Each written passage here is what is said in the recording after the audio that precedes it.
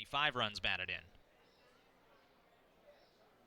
Right-hand hitter with power and speed. Bases empty and 2 outs. The 2-0 pitch. Fastball pumped over but low, and the count 3-0. So a fast start for Washington, again looking to avoid a sweep here. They've already lost the series by losing the first 2 games. 3-0 pitch by Dubsky. Swing and a miss as Roa was hacking on 3-0. 3-1 now as the fastball at 91 got by him.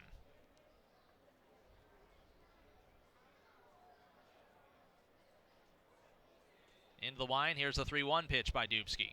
It's fouled back into the net, count is 3-2. Now Mogs did hit that ball out to right field. We mentioned the breeze is blowing out to right now. And it didn't sound like Mogs even got all of that, but he's so big and strong that once it got up in the wind, it carried out. Payoff pitch coming to Roa. Dubsky looking to minimize the damage here, but time is called first at the plate.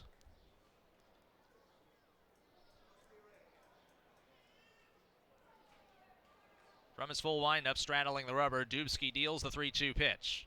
Swing and a miss, strike 3. He struck out the side. Another Casasa strikeout for Dubsky. Ends the frame, brought to you by First Southern Bank. Local people, local decisions. Community banking at its best, but Washington gets a run on 1 hit and they leave nobody. The solo home run by Mogs makes it 1-0 Washington after 1/2 inning of play. Southern Illinois coming to bat on 103.5 ESPN.com.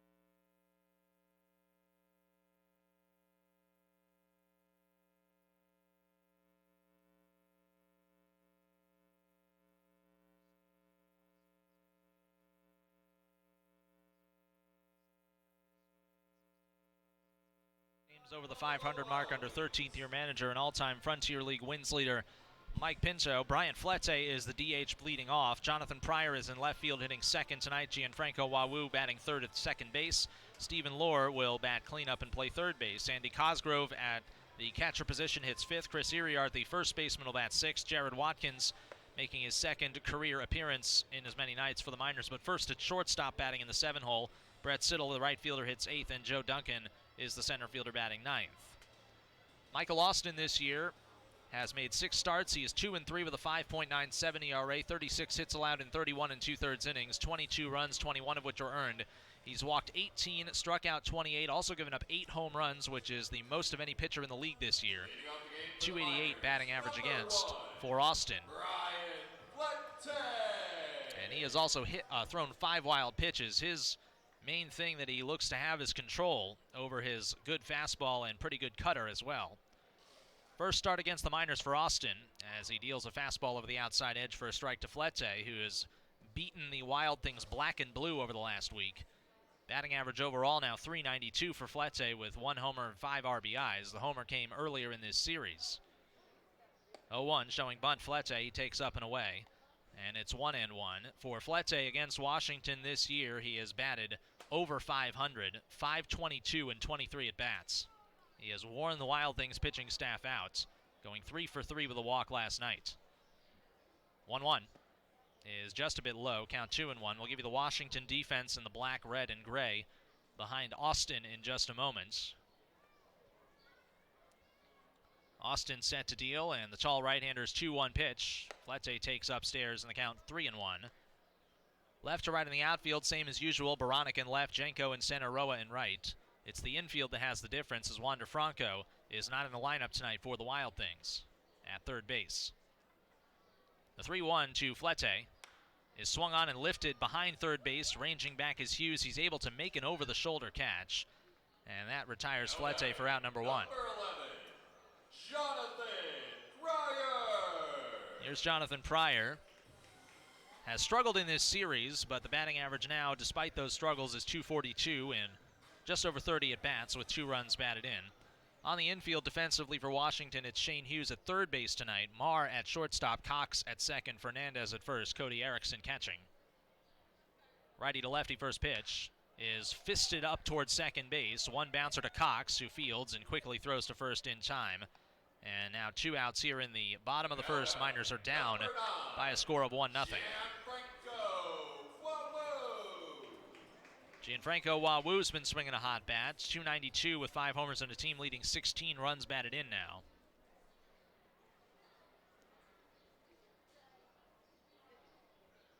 Wawu, a right-handed batter. He's been pretty much the everyday second baseman, although he has 2 starts, including last night at the DH position. Austin into his wind, kicks and deals. And that pitch is outside for ball 1. Righty versus righty matchup here. Austin making his first career start against the Miners. This is his second year with the Washington Wild Things. Ground ball rolled over to second base once again. Cox fields, throws to first, and that's in time. And a quick 1-2-3 shutdown inning for Michael Austin here in the bottom of the first. After one full inning of play here at Rent One Park, Washington leads 1-0 on 103.5 ESPN.com.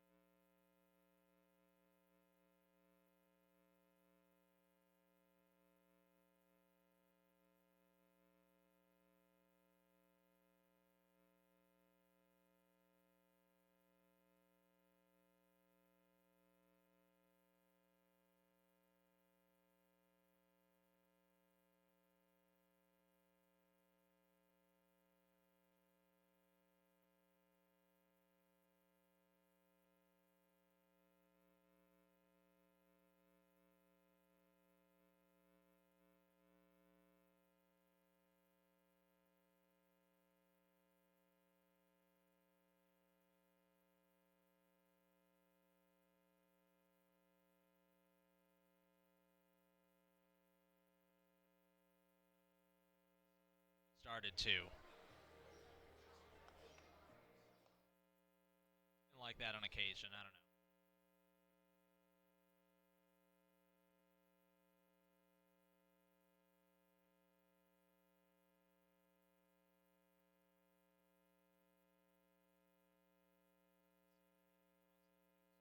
Work as he gave up a solo home run to Mikhail Mogs in the first inning. Moving up to the 3 spot, Greg Langman looks like a genius right now. And for Dubsky, he did strike out the side in order other than that home run, and he'll face J.J. Fernandez, Shane Hughes, and Cameron Baranek here in the second and look to bounce back. Miners are down 1-0 here early in this Thursday night ball game at Rent One Park. And for Austin Dubsky, the hits have been what has hurt him. He has not really struggled with the walks this year. He's only walked 9 batters in 27 innings, which is very good. And aside from 5 walks in one of his starts at Florence, just 1 walk in every other start. It's been getting hit too much and throwing the fastball a little bit too far in the middle of the plate that has gotten him burned. A switch hitter batting from the left-hand side is Fernandez, who is at 284 now with the average and 4 homers and 18 runs batted in.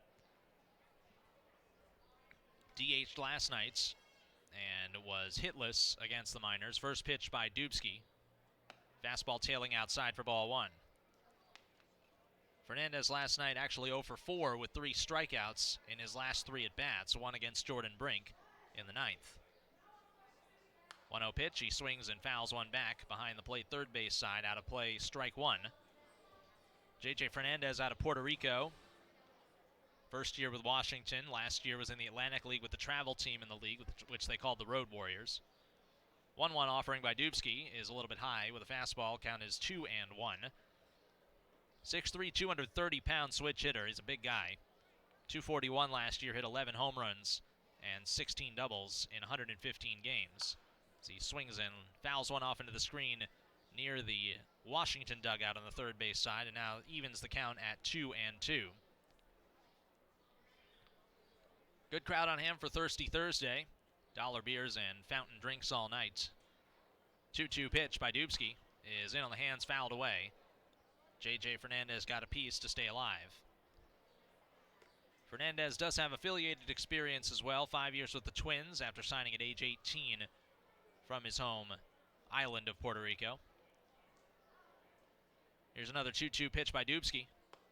Fastball a little high, and the count 3-2.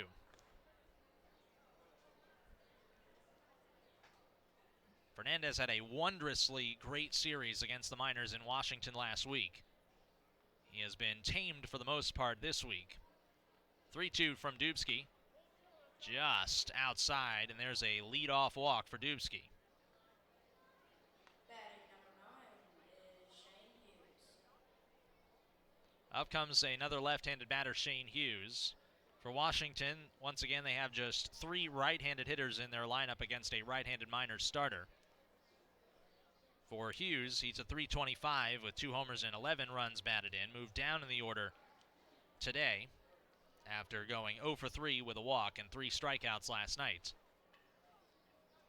Iriart holds on Fernandez, and the first pitch to Hughes. Fastball again outside for ball 1. 1-0 Wild Things on the solo home run in the first by Mogues. His third of the year, all against Southern Illinois, and second in the last 2 nights. Dubsky readies and throws the 1-0 pitch. Here it comes. That one's driven down the left field line by Hughes, but foul and out of play. Count evens at a ball and a strike to Hughes. He's been the everyday second baseman for Washington. This is his first game playing third base, although reportedly he did so in the preseason. Double play depth for the Miners infield, and the lob to first keeps Fernandez close. Fernandez is the Washington Wild Things stolen base leader, despite the Wild Things not stealing very often. They only have 11 stolen bases as a team. Fernandez has 5 of them and has not been caught. Dubsky from the stretch comes set at the belt. And here is the 1-1 to Hughes. Swing and a miss. Got the fastball by him at 90. And it is 1-2. For Hughes, he is out of Sewell, New Jersey. Monmouth University is his alma mater down the shore in New Jersey. Last year played in the Pacific Association before finding his way to the Wild Things. Opened up the year on the injured list, if I remember correctly, but he has swung it well since. The 1-2. Swing and a miss, and he strikes out for out number 1 here in the second. Well, for Austin Dubsky, he's got 4 strikeouts in the ballgame so far, and we've only played an inning and a third. And that brings up Cameron Baranek. Hughes goes down swinging again. Baranek stands in from the left-hand side. 4 for 22 on the year. All 4 hits, including the homer and 3 RBIs he has, have come against Southern Illinois. Fernandez leads off first, and the first pitch home by Dubsky. Wave and a miss. There's an off-speed pitch that kind of broke down and in. Might have been the slider for Dubsky. Count is 0-1 to Baranek. Joined the Wild Things last week. Made his Wild Things debut on Thursday against Southern Illinois at a 2-hit game. Homered on Tuesday night in the Wild Things 3-2 loss. 0-1 pitch by Dubsky. Fastball is fouled back into the net behind the plate, 0-2. Baranek's originally from Orange, California. He was a 9th-round draft pick by the Miami Marlins 2 years ago and played 3 years in their system. He started this year at High A Jupiter, but struggled, hitting only 168 in 38 games before being released. 1 on and 1 out. There's another toss to first by Dubsky. Baranek is not a tall player. He's 5'10" and 200 pounds. Played his college ball at Hope International University in California. Miners have had a player from that school, former right-handed pitcher Peyton Lobdell, who's now with Schaumburg. Here's the 0-2. It's fouled away down the left field side and toward the Diamond Club, where there's a good crowd up there. Large group in the house for this Thursday ball game. Luckily, it did not hit anybody. It went past the crowd in the Diamond Club, so it's still 0-2 on Cameron Baranek. Righty versus lefty matchup. Wild Things lead 1-0, top of the second. Dubsky delivers 0-2. Ground ball right back off of the pitcher's glove. It caroms right to the shortstop, Watkins, who steps on second and throws to first for an inning-ending double play. That'll be 1-6-3 in the scorebook. No runs for Washington, no hits, as Dubsky gets a strikeout and a twin killing to work around the leadoff walk. Through an inning and a half here in Marion, Washington 1, the Miners nothing on 103.5 ESPN.com. Be careful about jumping on me. Yeah. Yeah.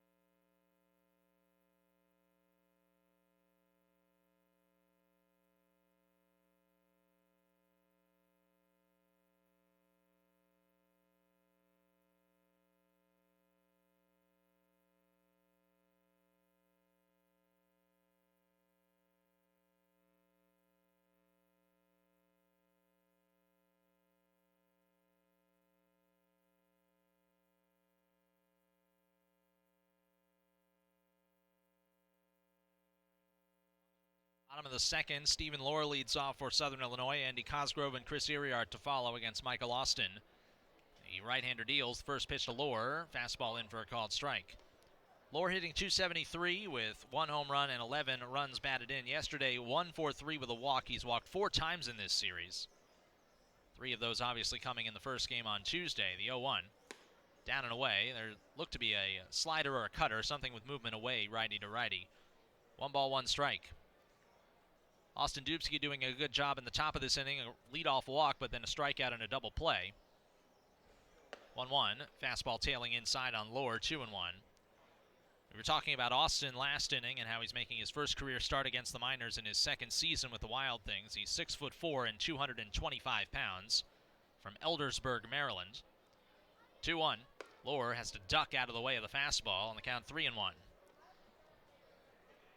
For Austin, he played 1 year in the Royals system in rookie ball before coming to Washington last year. He was a relief pitcher with the Royals. 3-1 pitch to the leadoff man, Lohr. It's outside for ball 4. There's a leadoff walk, just like in the top half. We'll see whether Austin can work around it like Dubsky did. And that brings up Andy Cosgrove. Austin played his college ball at UMBC to finish, but also Bethune-Cookman. His last year of college baseball, he was a sort of half the time starter. 9 starts, 18 games appeared in, 4.75 ERA in 66 innings. Last year with the Wild Things, he was a most of the time starter as Cosgrove shows bunt and takes upstairs with a fastball.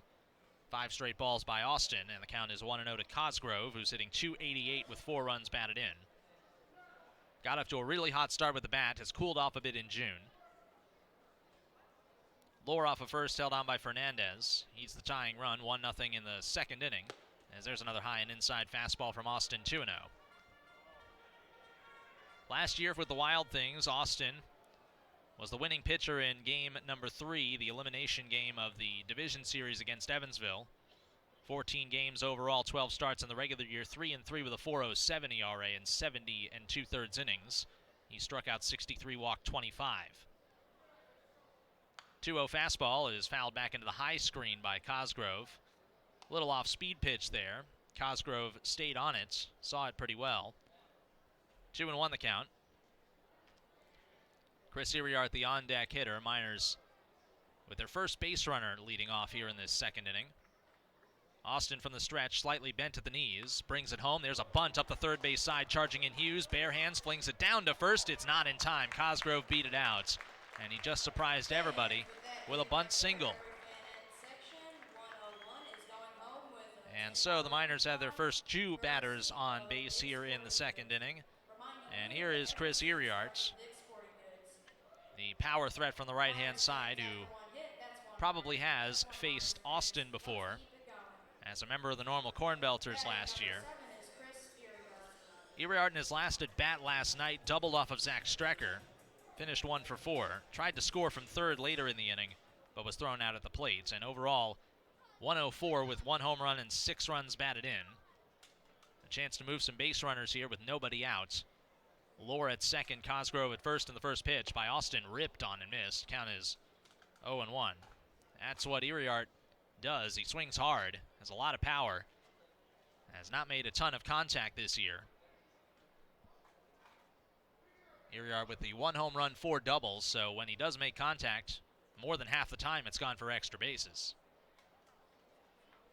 Time is called down at the plate by the slugger, who was not in the Miners lineup last week in Washington. He was on the 7-day injured list, but was activated before this series. Austin has a sign from Erickson and fires. Swung on, hit in the air, left center field. Jenko to his right, and in a little bit, makes the catch, and Lohr will not attempt to tag, as there is an unproductive out number 1 in the second. It brings up Jared Watkins, the rookie shortstop. Now batting number 40, Jared Watkins. Watkins made his pro debut yesterday, went 0 for 4, but did strike a couple balls well and put every out that he made into play. He did not strike out, and that's part of his game, according to the numbers that he had at Indiana State the last 2 years. First team All-Missouri Valley this spring. Sycamores were a nationally ranked team, and he was one of many seniors they had in the lineup that year. Here is the first pitch by Austin. Fastball strike over the outside edge. 0 for 4 last night for Watkins. As we said, in the game he flew out to center and left and grounded out to shortstop and second. Started at second yesterday, playing shortstop today and giving Brian Fletze half a day off at the DH spot. Lohr at second, Cosgrove at first, the 0-1. A swing and a miss by Watkins, it's 0-2. Leadoff walk on 5 pitches by Lohr, then a bunt single by Cosgrove. Tying run is in scoring position, 1-0 Wild Things here in the bottom of the second. Austin has a sign for the 0-2 to Watkins, and the pitch. Ground ball at the third base line, that's a fair ball. Down the line it goes, just inside the third base bag. Rounding third and scoring is Stephen Lohr, and pulling into second with his first professional hit, a game-tying run-scoring double, is Jared Watkins. This ball game's now tied at 1 apiece. Now batting for number 17, Britt Siddle, the hitman. There's a good way to get your first hit. How about a game-tying hit for Jared Watkins? And they'll get the baseball and keep it in the dugout for later. First hit and run batted in, and extra base hit for Watkins as the Wild Things bring their infield in here. Second and third, and 1 out for Brett Siddle. He's also struggling with the bat this year. First pitch, called a strike at the high edge of the zone, 0-1. So the leadoff walk comes around to score against Michael Austin, as the rookie gets the job done. Now Cosgrove at third and Watkins at second. Righty to lefty matchup, the 0-1. Fastball up and in, 1-1. For Siddle, 091 this year with a homer and 5 runs batted in, though he does have a bunch of walks. Second on the team with 18 base on balls drawn.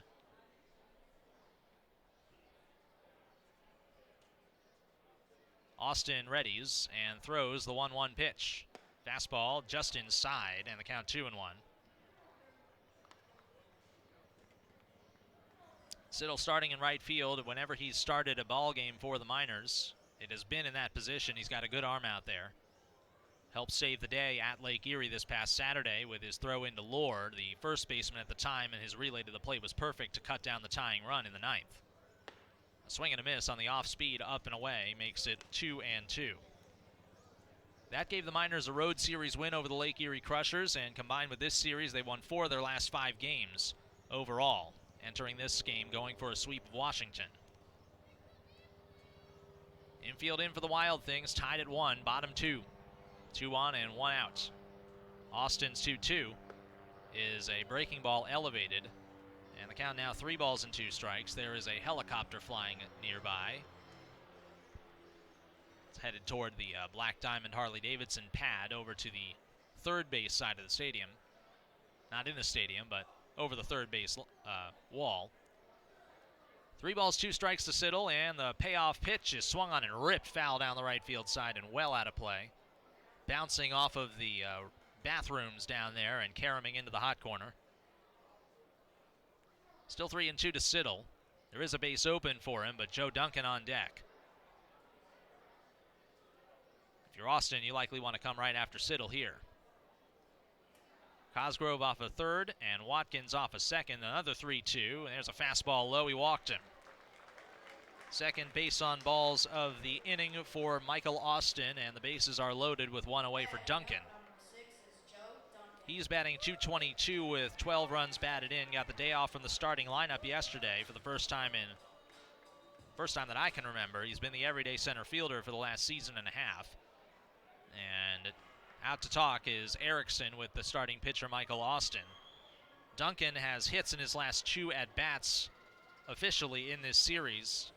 He singled in the 7th and singled in the 8th on Tuesday. His only at-bat was pinch hitting off the bench last night. He laid down a sacrifice bunt, so it was not an official at-bat. Wild Things back there, middle infield up to double play depth. The corners are basically where they would be normally. First pitch to Duncan, cutter outside for ball 1.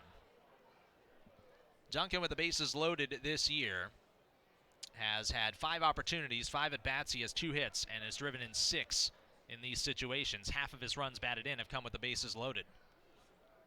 Cosgrove at third, Watkins at second, and Siddle, the trail runner, at first. The 1-0.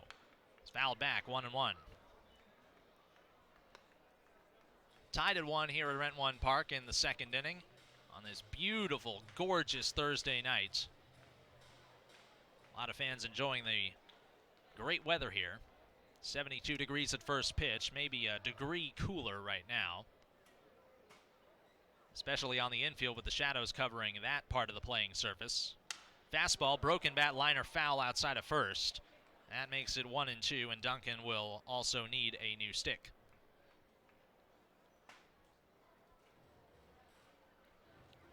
Duncan last year played in 68 games after joining the club from Eastern Illinois. .295, 5 homers, 34 runs batted in, 14 doubles. He also led the team with 18 stolen bases. His .295 average was also the highest on last year's Miners team. Originally from Highland, Illinois, a big St. Louis Blues fan. He is likely still coming down from the high from last night when the Blues won the Stanley Cup for the first time in their history. Michael Austin peering in from the first base side of the rubber, gets a sign from Erickson. And here's the 1-2 pitch. Ground ball, left side, and it's out of the reach of Hughes. Picking up the ball is Marr. His throw to second not in time to get a sliding Siddle, and everybody's safe. Joe Duncan brings home a go-ahead run on a ground ball to the left side, and Southern Illinois takes a 2-1 lead here in the bottom of the second inning. That's an RBI for Duncan as well, his 7th with the bases loaded this year. In comes Cosgrove as both the runners that reached leading off the inning for Southern Illinois have now scored. Watkins to third safely, and Siddle also to second safely.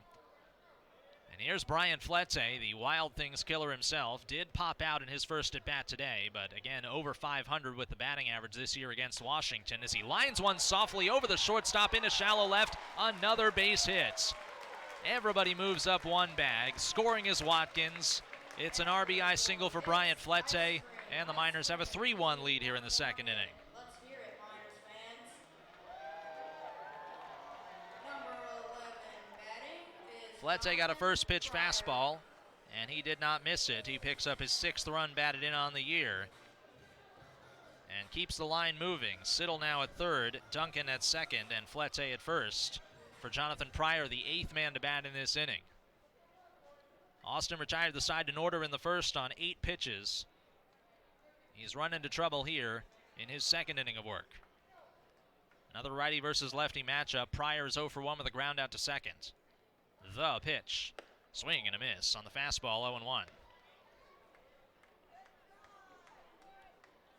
The Miners have been batted around against several times this year.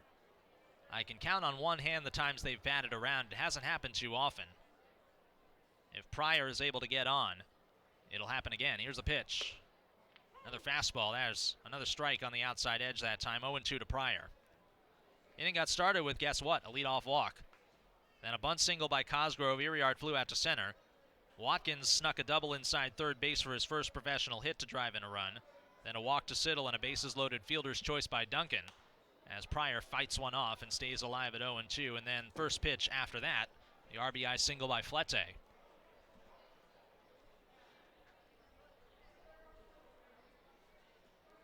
We talked about how Flete has killed the Wild Things. Now 13 for 25 against them this year. And that's a batting average of .520. 0-2 to Pryor. Again, he fights it off down the left field line this time and stays alive at 0-2. Pryor, in his short time with the Miners, has not had an at-bat with the bases loaded. There's still only one out this inning. Wild Things are hoping for another ground ball from Pryor. So is Austin. The tall right-hander comes set at his chin, and the 0-2 again. Breaking ball, backdoor, froze him on the outside corner. It's called strike 3. And that's Michael Austin's first strikeout of the game and a big second out for him as well. That brings up Gianfranco Wawu, and the 9th man to bat this inning indicates that the Miners have indeed batted around.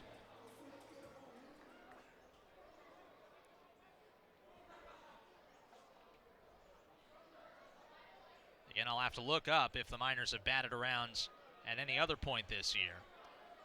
Wawu is 0 for 1 with also a ground out to second. First pitch by Austin. Check swing, and he goes around on the off-speed pitch down and away for strike 1.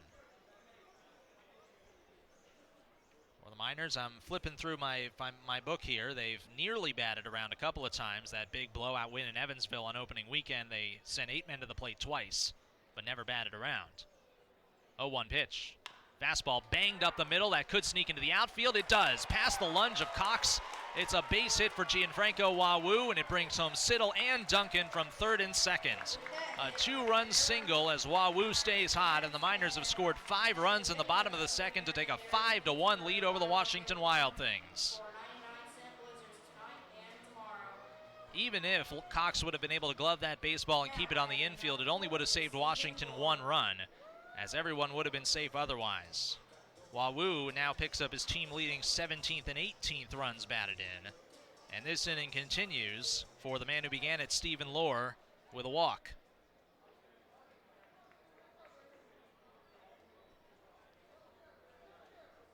First and third, and 2 outs, the pitch.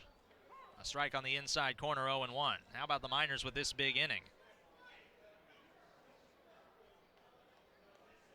In June here this month, their offense has struggled a bit, averaging under 3 runs a game, but they've got 5 on the board here in 1 inning tonight as there's a slider down and away through Erickson to the backstop. In comes Flete, and the Miners lead 6-1.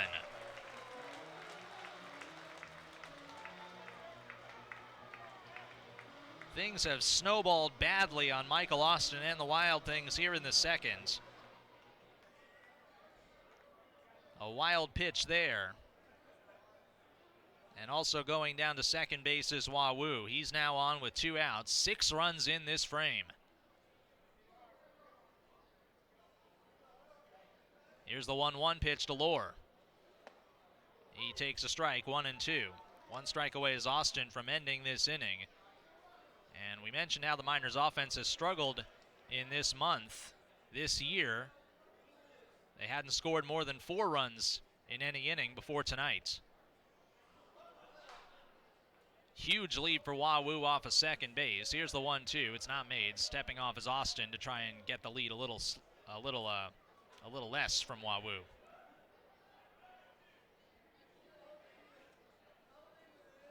Right-hander versus the right-hand hitting Lohr. A ball and 2 strikes. Austin once again steps off and calls time.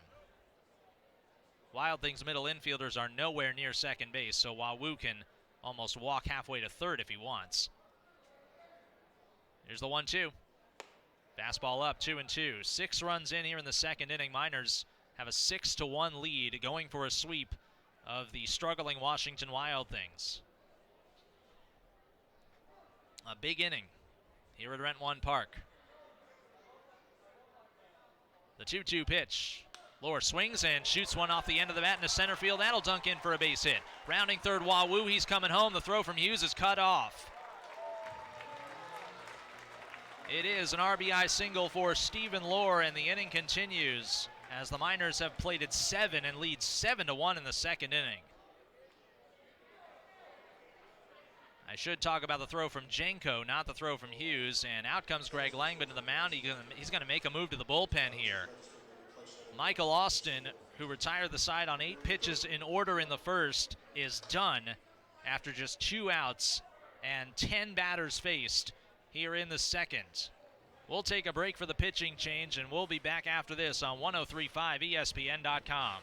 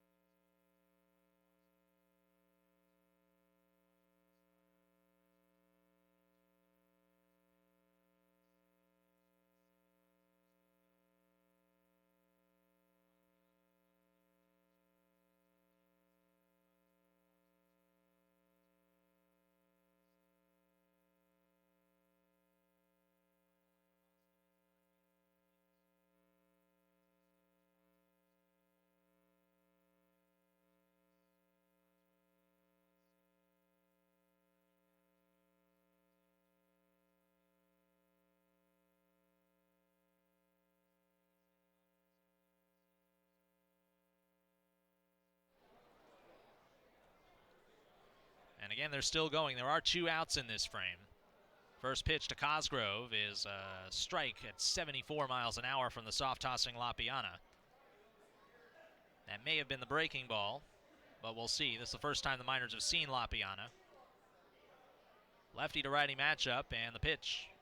Down in the turf, it bounces away off the glove of Erickson again, and down to second goes Lohr. That's the second wild pitch of the inning for the Washington Wild Things. And ball 1 to Cosgrove, yet another runner in scoring position. Inning got started with, drum roll please, a leadoff walk. Lohr now at second. He has scored once already this inning. after he let off the frame with the base on balls. Here's a fastball from Lapiana just below the knees. Count is 2-1. For Lapiana, again, his first appearance against the Miners. He's 6'4", 220 from Georgetown, Pennsylvania. A rookie out of the University of Utah.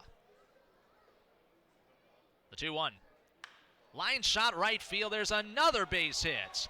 Rounding third is Lohr. Throw comes in from Roa. It is cut off by Fernandez. An RBI single for Cosgrove, and this train just keeps on rolling down the tracks. 8 runs in the second for Southern Illinois. They've got an 8-1 lead. Player number 7 is Chris Iriart. And now here is Chris Iriart, who flew out to center field earlier in this inning. He is 0 for 1. One of only 2 players who have not reached safely or otherwise, safely or unsafely. One of 2 players not to reach at all in this frame. Pitch by Lapiana is swung on and popped off of first and foul, out of play. And the count is 0-1 to Iriart. RBI for Cosgrove is his 5th on the year. 8 runs on 7 hits, 2 walks, and 1 fielder's choice with everybody being safe. 0-1, there's a high fly ball in the air to left field, fairly deep, but it's going to stay in the yard. Baranek to his right in the corner makes the catch, and the side is retired. But how about the Miners? They get a big hand from the crowd here on this Thursday night. They bat around, sending 11 men to the plate. They score 8 runs. On 7 hits, they leave 1 on base. And after 2, Southern Illinois 8, Washington 1 on 103.5 ESPN.com. Just a quick reminder that tonight's 50-50 tickets can be purchased from the representative roaming the concourse. Sales will end at the end of the 5th inning, and the winner will be announced at the end of the 7th inning.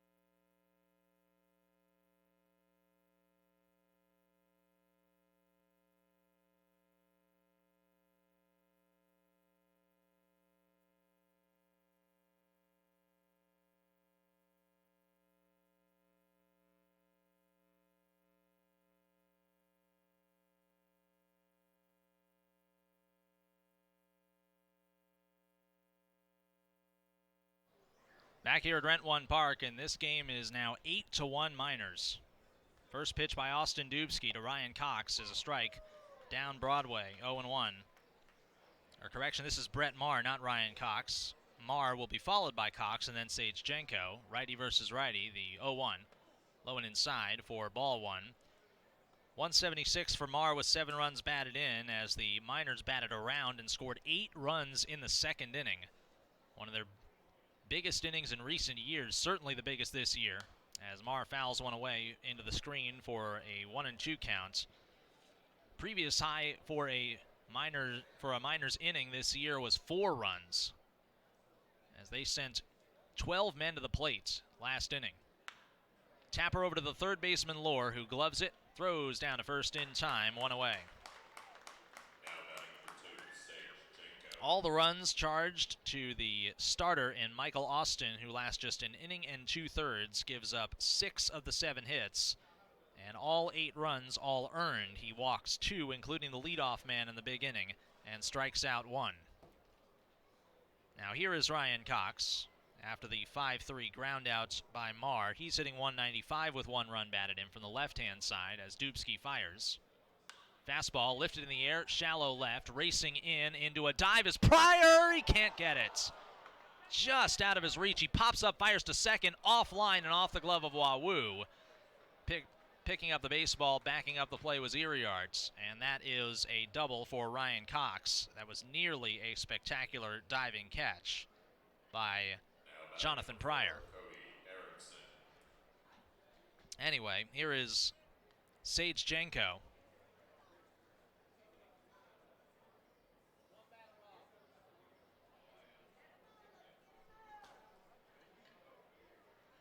Jenko is 0-for-1 with a looking strikeout on 3 pitches in his first at bat. Dubsky from the stretch deals to Jenko. Fouled away down the left field side and well out of play 0-1. 8-1 Southern Illinois. A huge inning for the Miners offense as they look to sweep this series from the Washington Wild Things. It is the 3rd inning, so we'll give you an out-of-town scoreboard check in just a second. 0-1 pitch. Fastball inside out it into left field. That'll get down for a base hit and score a run. Rounding third in. Coming home is Cox. It's an RBI single for Sage Jenko, and Washington gets 1 run back. It's now 8-2.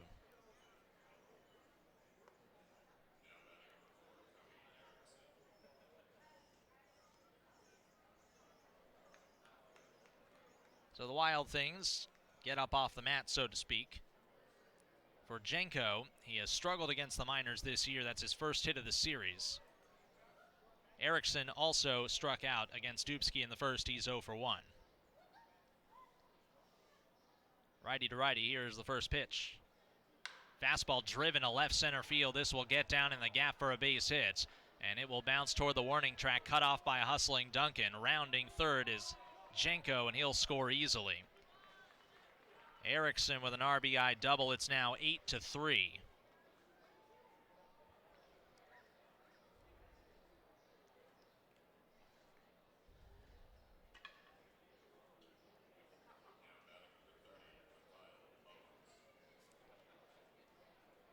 Well, this is not exactly what you wanted to see if you're a Miners fan, as they just put up the huge inning and Washington gets a couple right back in a 4-pitch span.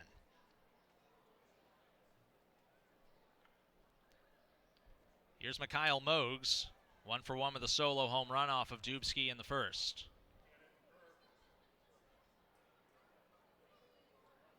Right-hander kicks and deals. Fastball low for ball 1. Out-of-town scoreboard is brought to you by Buffalo Wild Wings. This week come to Buffalo Wild Wings for Boneless Thursdays. All white meat boneless wings spun in your favorite sauce. Sound pretty good, right? Well, this Thursday and everyone after they're on special, they come with great beers on tap and wall-to-wall TVs. Buffalo Wild Wings, wings, beer, sports, as there's a called strike from Dubsky on the outside corner to Mogs. Florence has also put up a healthy offensive night against Schaumburg in the bottom of the 7th at UC Health Stadium. Freedom are looking for their 6th win in a row, and a sweep of the Boomers. They lead 7-2. There's a fastball just a bit low from Dubsky, and the count now 2-1 to Mogs. Over in Evansville, the Otters are trying to win the rubber match against Windy City. In the bottom of the 3rd, they have a 3-0 lead. Here comes the 2-1 pitch to Mogs. A swing and a foul back and out of play, 2-2. Bottom of the 2nd at GCS Credit Union Ballpark. River City and Gateway are scoreless. Same inning and same score up in Joliet between Lake Erie and the Slammers. And there is your out-of-town scoreboard here in the 3rd inning, in which Washington has gotten 2 runs back and trails 8-3 here against Southern Illinois. The 2-2 pitch. Again fouled back to the nets, this time by Mogs. It remains 2-2. Inning got started with a ground out to the 3rd baseman by Marr, then a double just out of the reach of a diving Jonathan Pryor in left. Off the bat of Ryan Cox, Sage Jenko 2 pitches later brought that run in with a single. And Erickson powered a double to the deepest part of the ballpark to bring home Jenko all the way from first. The 2-2. Check swing on an off-speed pitch. He did not go. Count is full. 8 runs, 7 hits, no errors, leading 3 runs, 4 hits, and no errors on this thirsty Thursday night.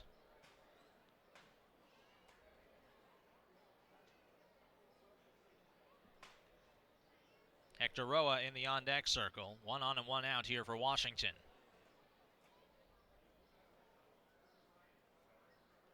Dubsky readies. And here is the payoff pitch to Mikhail Mogs. Strike 3 at the knees with a fastball. Mogs dropped his bat and walked a couple steps toward first, but he'll pick up the bat. And now walk slowly, about as slowly as one can possibly walk, back to the dugout. A Casasa strikeout victim for Austin Dubsky, number 5 in the game. And out number 2 here in the third, brought to you by First Southern Bank. Local people, local decisions, community banking at its best. 0 for 1 with a strikeout on a full count is Hector Roa in his first at-bat as he stands in, righty to righty. With 2 outs here in the top of the third, there's a swing and a miss over the slider. 0-1. Jason Garrett with you here at Rent One Park in Marion. Final game of this series, Miners looking to sweep it and continue the homestand into the weekend against the River City Rascals. The 0-1 pitch, down in a turf away, and a good stop by Cosgrove for ball 1. 7:05 first pitch tomorrow night in the Friday night series opener. Miners have Nick Stroud on the mound. Their starter on Saturday night will be named before the game. River City has yet to name their starters for tomorrow or Sunday. 1-1 pitch. Slider check swung on and missed as Roa couldn't hold up. It's 1-2. Travis McQueen is the Saturday starter. That we do know for River City. Marty Anderson will finish the series for the Miners on Sunday. So right now, Stroud to be announced, Anderson this weekend on the mound for Southern Illinois, and to be announced, Travis McQueen, and to be announced for River City. 7:05, 6:05, and 5:05, the pitch times, the first pitch times. Tomorrow, 7:05, Saturday, 6:05, Sunday, 5:05 here at Rent One Park. 1-2 fastball is in on the hands and fouled away to the right, out of play by Roa. 93 miles an hour from Dubsky, who can run his fastball into the mid-90s on occasion. Looking to minimize damage here in this third inning. Miners are up 8-3.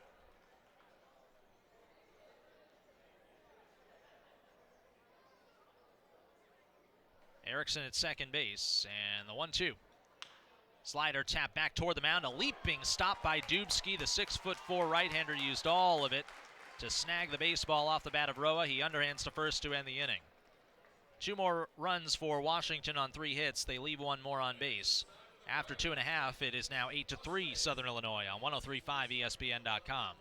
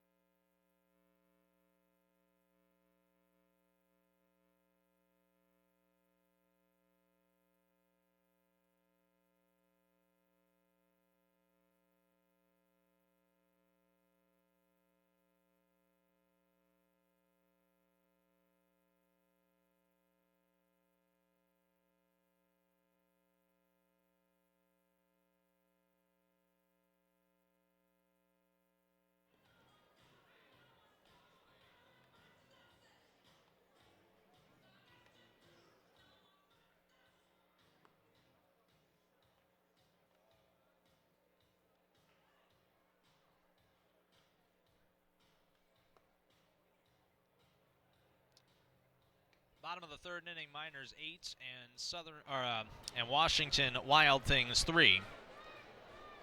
For Josh Lapiana, who came in relief of the ineffective starter in Michael Austin last inning. He'll face the bottom third of the order, lefty, righty, Watkins, Siddle, and Duncan. Jared Watkins stands in after he had his first professional hit in the big inning last frame. An RBI double inside the third base bag. He later scored on the single by Gianfranco Wawu as he takes a slider outside for ball one. Watkins from Indiana State University playing in his second professional game tonight as he grounds one up the middle toward the shortstop. Diving stop by Marr. He pops up, fires down to first. It's not in time as Watkins beats it out. Good hustle there by the rookie. Starting at shortstop tonight as well, and there's an infield hit. He's now 2 for 2. Coaching staff has heard some really good things about Jared Watkins, and so far so good. We have heard that he rarely ever strikes out. We've heard he's got some good wheels, really good defensive ability on the middle infield, though he hasn't really been tested tonight at shortstop. And he's 2 for 2 as Siddle grounds one to the right side. Picking up the baseball is Fernandez, then he drops it, and Lapiana has to pick it up, and there's no play anywhere. J.J. Fernandez got ahead of himself. He wanted to pivot and run toward the first base bag, and he forgot the baseball. That is an error on Fernandez. Down to second safely goes Watkins. And although Siddle's now 0 for 1 with a walk and a run scored, he is on base. First two men have reached here in this third inning, just like last inning for Southern Illinois. And up comes Joe Duncan. 0 for 1, a ground ball fielder's choice, but everybody was safe on it. He picked up an RBI on it and later scored a run on Wawu's single. The pitch is a breaking ball low, and the count 1 ball and no strikes.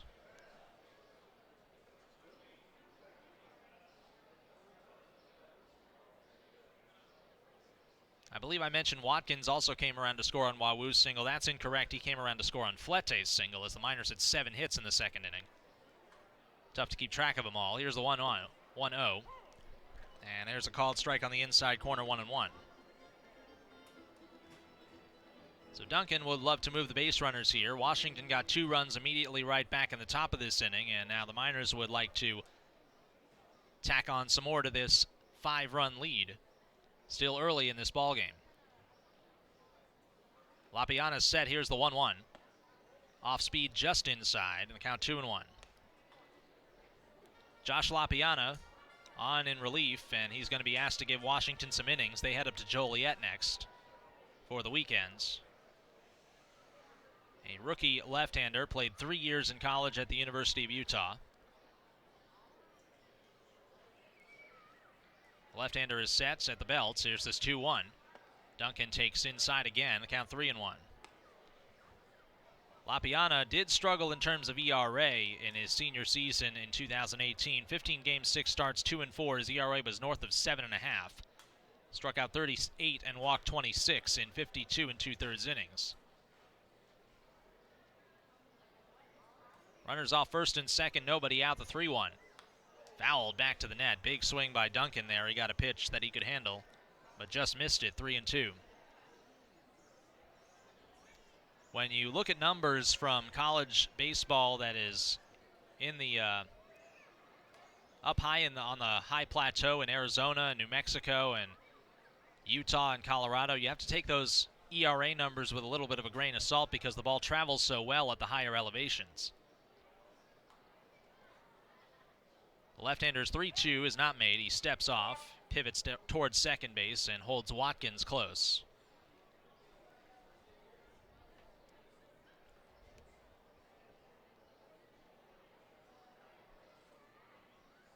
Lapiana looking in, gets a sign from Erickson. And here's another 3-2. Ground ball left side, diving is Hughes. He gets up after he made the snag and throws to second for an out. And that's all they'll get on the speedy Duncan running to first. It's another fielder's choice. This time an out was made. Moving from second to third is Watkins. And out at second base, put out goes 5-4, is Brett Siddle. So runners at the corners and one away for Flete.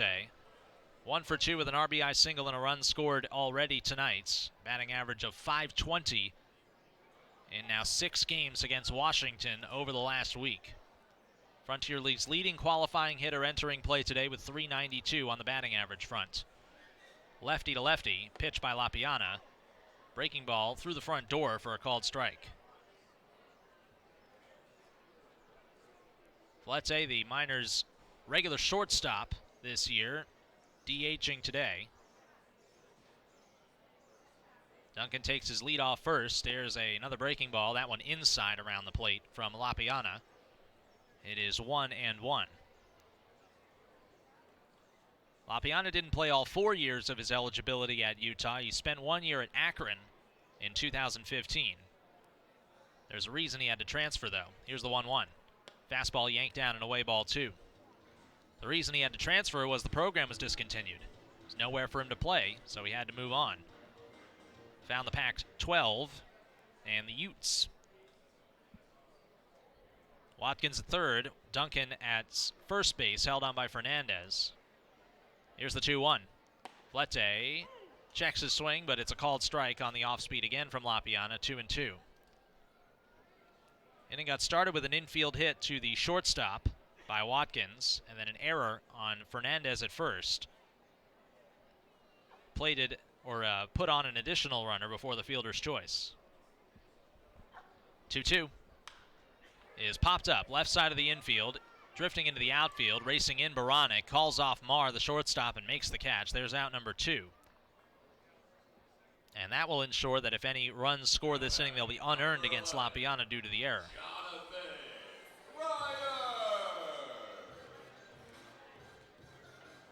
There are 2 batters who have not reached base in the first 3 innings of this game for Southern Illinois. One of them is Jonathan Pryor, now due up. 0 for 2 with a strikeout looking against Michael Austin, the starter, in his last at-bat in the 8-run second frame. 8-3 the score now. First pitch home. Breaking ball popped up, third base side, could stay playable. Erickson races toward the dugout, but it's out of play. 3 rows back in the seats behind Washington's dugout. 0-1 the count. 3 runs, 4 hits, and 1 error now for the Wild Things. 8 runs on 8 hits and no errors for Southern Illinois. Lapiana looking for a shutdown inning, which could be pretty valuable. The 0-1 pitch lefty to lefty. Breaking ball down and away. Good eye by Pryor, who has a pretty good eye at the plate. 1-1 the count to number 11. Second Miner to wear that number this year. Chase Adkins struggled as a right-handed starter and was released. 1-1 pitch. Chopped up toward third base, gloving his Hughes on the move. He sets and fires down to first to strike in time to retire Pryor and end the inning. So the Miners cannot take advantage of the error. They get no runs on 1 hit and leave 2 men on base. After 3 full innings, it's 8-3 Southern Illinois. We'll be back after this on 1035ESPN.com.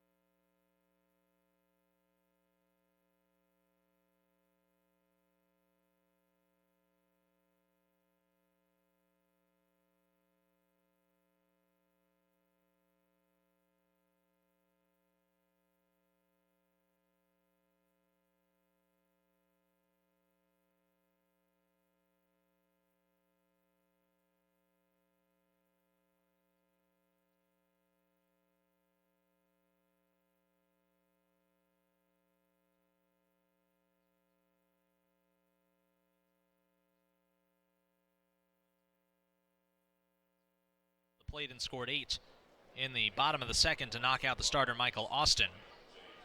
They could not take advantage of an error in the bottom of the third, which put 2 on with nobody out on Fernandez, who walked to lead off the second in his only plate appearance tonight. A switch hitter batting left-handed. First pitch by Dubsky is waved on and missed. There's a changeup and a good one for strike 1. So Dubsky has allowed 2 doubles and a homer, but has also struck out 5 in the first 3 innings. 0-1 pitch by the righty. Another wave and a miss on the off-speed, 0-2. And this is the final game of the series. Miners have a 9-2 record here at Rent One Park entering this contest. The 0-2 pitch in the hands and grounded foul up the first base line. It is still 0-2. The 2 losses are when they wore the black alternate uniforms. They are unbeaten still in their home whites. Into the wind, Dubsky, another 0-2 to Fernandez. Fastball upstairs, the count 1-2. Dubsky originally joined the Miners in 2017 after finishing his college career at Murray State. Had a very successful year out of the bullpen that summer, as there's a ground ball to the right side that'll get into the right field area for a base hit off the bat of Fernandez. Another leadoff time on base for him. And up comes Shane Hughes.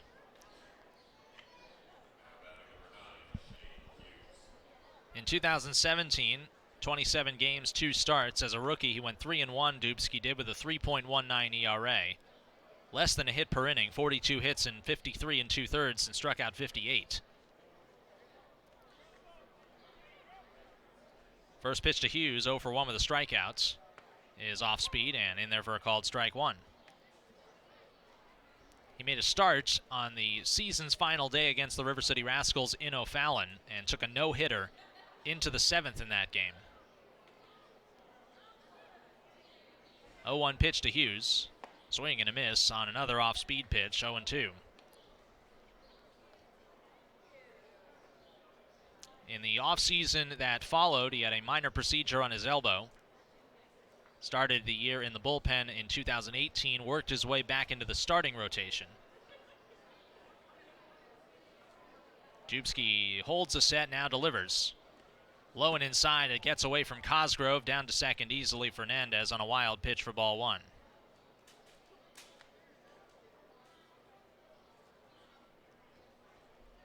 So the leadoff man's in scoring position here for Washington.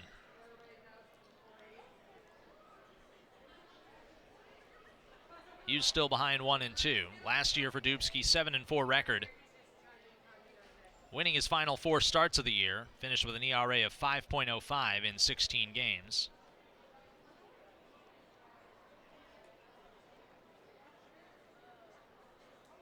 He comes sets, and here's the 1-2 pitch. Fastball fouled away by Hughes, stays alive at 1-2. 8-3 Miners here in the top of the 4th. The leadoff single by Fernandez, the 5th hit by Washington against Dubsky. Righty to lefty matchup. The 1-2 again. Swing and a miss. There's the changeup again, and he strikes out Hughes. Another Casasa strikeout brought to you by First Southern Bank. Local people, local decisions, community banking at its best. That's 6 straight strikeouts for Dubsky in tonight's game. And up comes Cameron Baranek, who hit into a 1-6-3 double play, a ground ball that was back at the mound. Dubsky reached up the glove to try and grab it himself. It went off his glove right to Watkins at shortstop for the twin killing. Baranek takes low and inside for ball 1 here.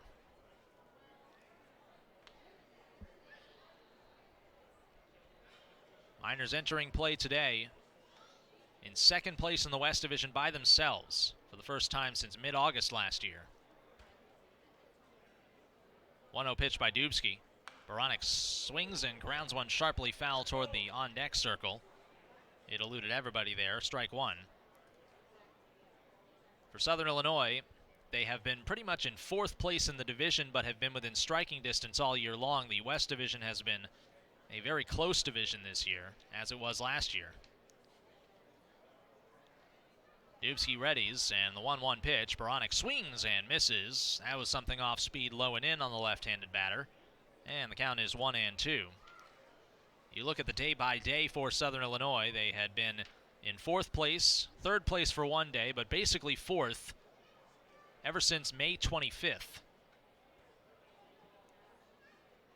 They were briefly tied for 2nd after they swept Windy City here in May.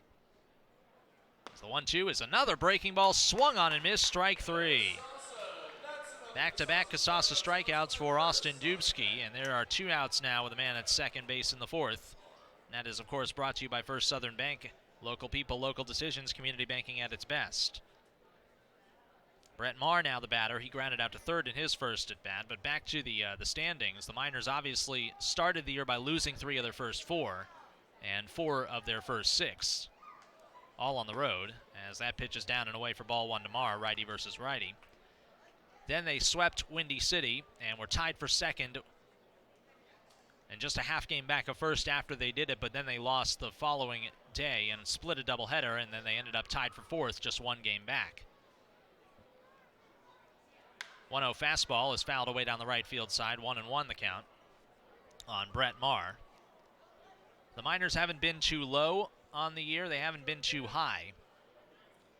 They are seeking their second 3-game win streak on the year. This is, however, the second time as well entering this game that they've won 4 out of 5. There's a breaking ball, waved on and missed. Foul tipped just barely by Maher, but he was fooled on the curveball there off the right hand of Dubsky, and it's 1-2. 1 strike away Dubsky from working around the leadoff single and wild pitch. From the stretch, he sets. And the 1-2 to Maher. Slider down and away, just missed the plate. 2 balls, 2 strikes. In case you're wondering, the Miners are 2 games back of first entering play tonight, in second place by themselves. Florence is in first place, and they are up on Schaumburg right now. Here's the 2-2. Fastball, strike 3 on the inside corner. He got him. Another Kasasa strikeout for Austin Dubsky. He strikes out the side for the 2nd time tonight here in the top of the 4th. No runs for Washington. On 1 hit, they leave a man in scoring position. For Austin Dubsky, 7 strikeouts through the first 4 innings, and the Miners have an 8-3 lead on 103.5 ESPN.com.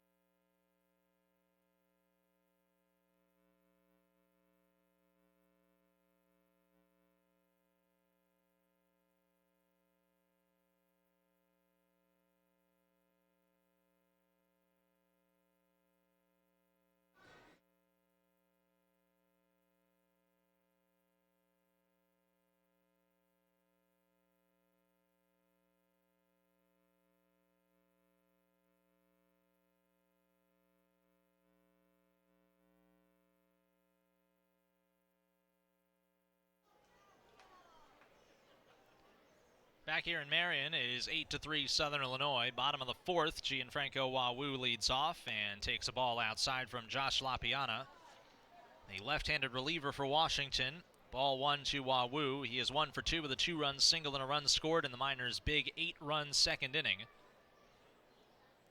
which knocked out the starter Michael Austin, as there's another fastball from Lapiana that is on the outside corner, 1-1.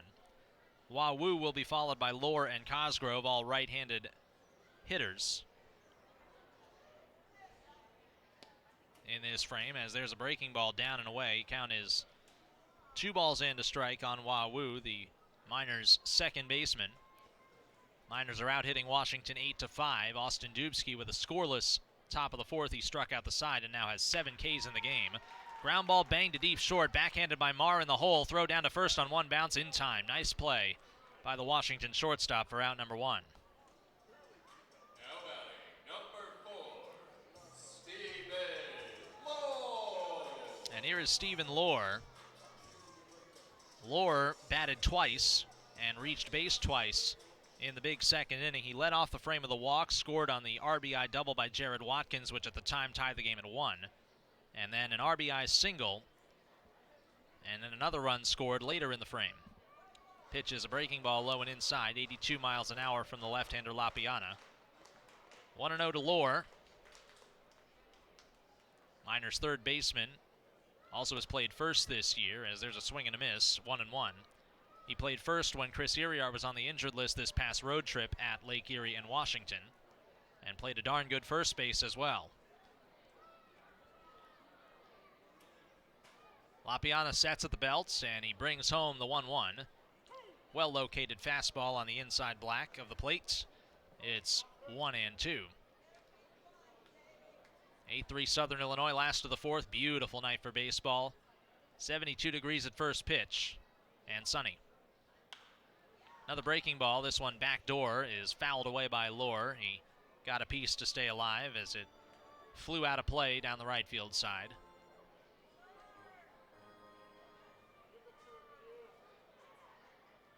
Lapiana has the sign from Erickson. Here's another 1-2. That's just inside with a fastball, 2-2. Southern Illinois looking to sweep this 3-game series. They won by 1 run, 3-2, each of the last 2 nights over the Wild Things. Breaking ball inside, a check swing by Lohr. He held up barely as he was twisted down into the turf and nearly went around just by doing that. Meanwhile, the count is full at 3-2 as Lohr will climb back in the box. Lefty versus righty, Lapiana has the sign. And the payoff pitch.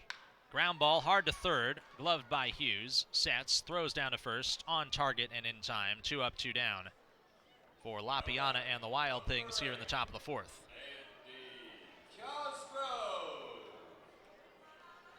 And speaking of batting twice in the big inning, Andy Cosgrove also did it, and he got 2 hits out of it, with 1 run scored and 1 run batted in. After Lohr led off the frame of the walk, he laid down a bunt single on the third base line, and then against Lapiana, he was the first batter that Lapiana faced out of the bullpen, and he smacked an RBI single the other way and a right in his last at bat. There's a breaking ball strike, 0-1. That scored an inherited runner against Lapiana and closed the book on the starter Michael Austin. All 8 runs, all earned, charged to him on 6 hits in just an inning and 2/3. 8-3 Miners in the fourth. Bases empty, 2 out. There's another off-speed pitch by Lapiana, bending down and in on the righty Cosgrove.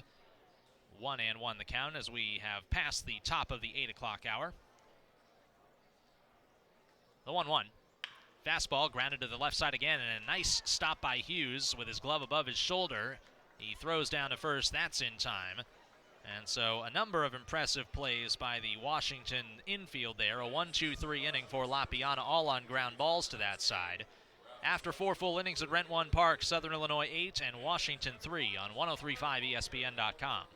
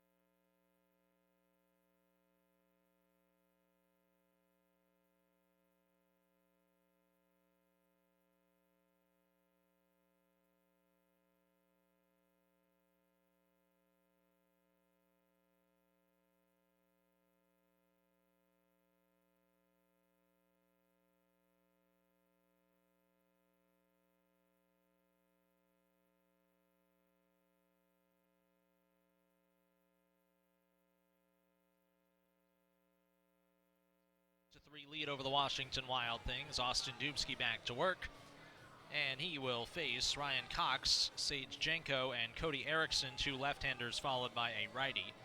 And 9-1-2 in Washington's lineup. Miners going for a series sweep. They entertain the River City Rascals and continue this homestand over the weekend, starting tomorrow at 7:05 p.m. Central Time. It'll be Nick Stroud looking to build upon his excellent start last weekend at Lake Erie, starting in the series opener. River City has yet to name their starter. Fireworks after the game, as usual. Fireworks Fridays here at Rent One Park. Every single Friday home game there are fireworks afterwards.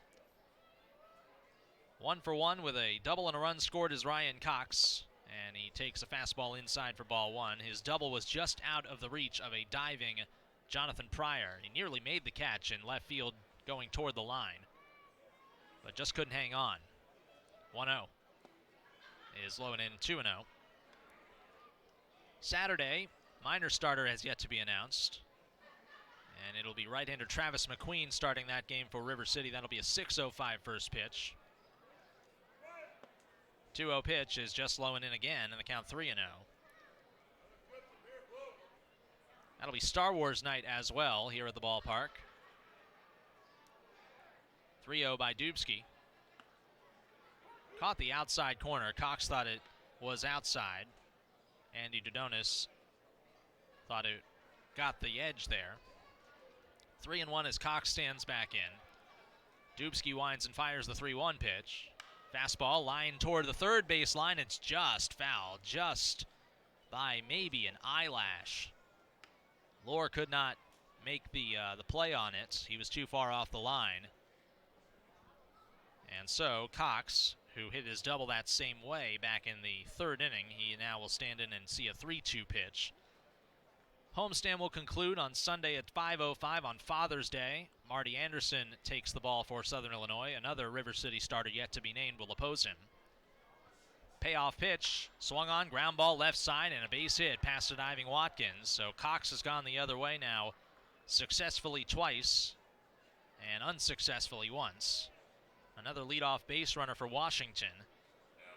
Third time in 5 innings they've gotten the leadoff man on, and back-to-back innings via the single. Up comes the top of the order in Sage Jenko.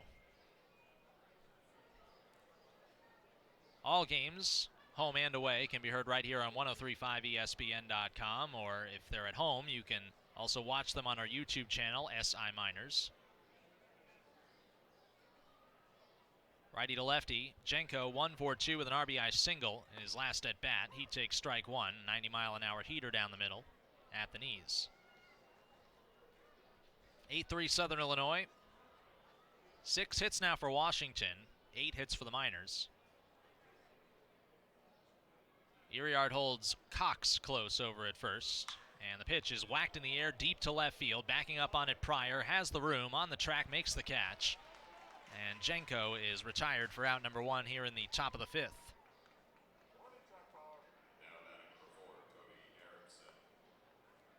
Fan in the crowd yelled, "Warning, track power." I'm surprised nobody added the tried and true semi-insults, the heckle, hit the weight room. Jenko now 1-for-3. Here's Cody Erickson.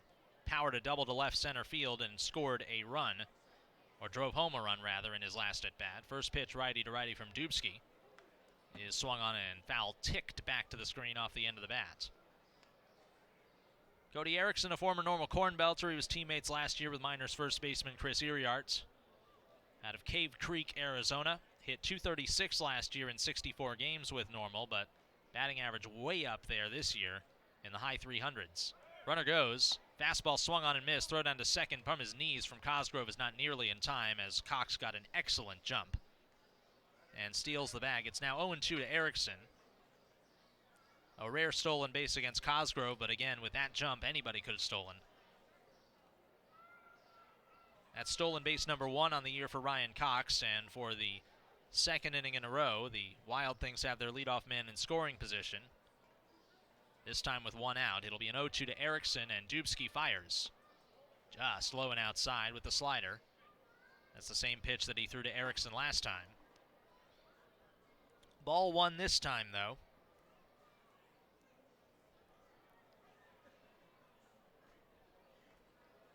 Sun beginning to get lower in the sky. It's not shining on any part of the playing surface anymore. It gets a little cooler as a result. And here is Dubsky's 1-2 pitch to Erickson.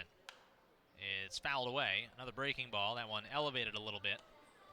Off to the first base side and over everything. Still 1-2. Erickson was teammates with a current minor last year in Normal. He was also teammates with a former minor in college. Here's the 1-2. In on the hands, fastball grounded to second base. This will move the runner over, but Wahoo fields easily and throws out Erickson. Down to third base goes Cox. And that will bring up Mikhail Mogues. With 2 down in the 5th inning, the Miners leading by 5, 8-3.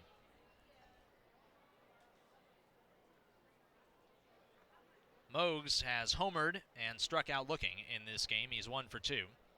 All 3 of his home runs this year have come against Southern Illinois in the last week, as he just joined the team last Tuesday. Righty to lefty matchup. Dubsky holds a set and kicks and deals. Fastball swung on and fouled back, 93 miles an hour. Mogues got a piece, 0-1 though, on the big left-hand hitting DH. We mentioned Erickson, just to finish up the point, was a teammate with a former minor in college before he joined Normal. That was Chris Washington at Tennessee Wesleyan in 2017. He's now with Windy City in this league. The 0-1 is swung on and missed, off-speed pitch. Mogues saw it pretty well, but could not make contact, and it's now 0-2. Runner at third base is Cox. He reached on an outfield single leading off, and then stole second base. 0-2. Dubsky kicks and fires. Swing and a miss on the breaking ball. He struck him out.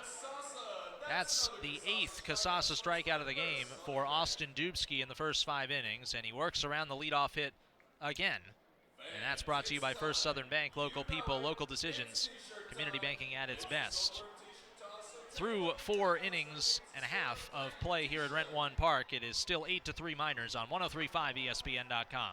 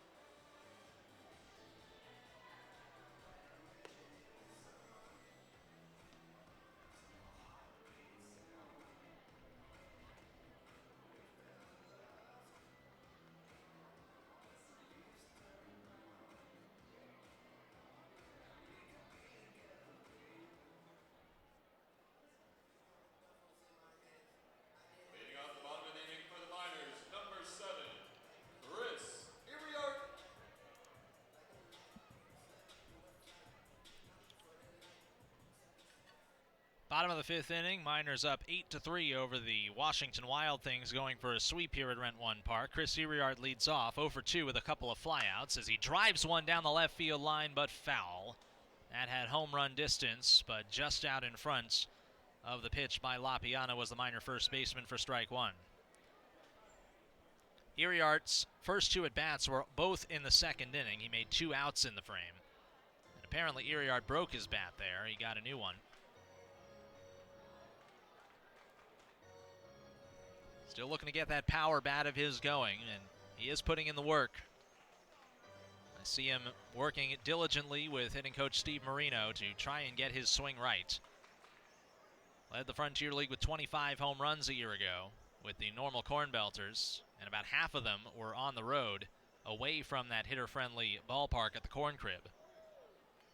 His power plays everywhere.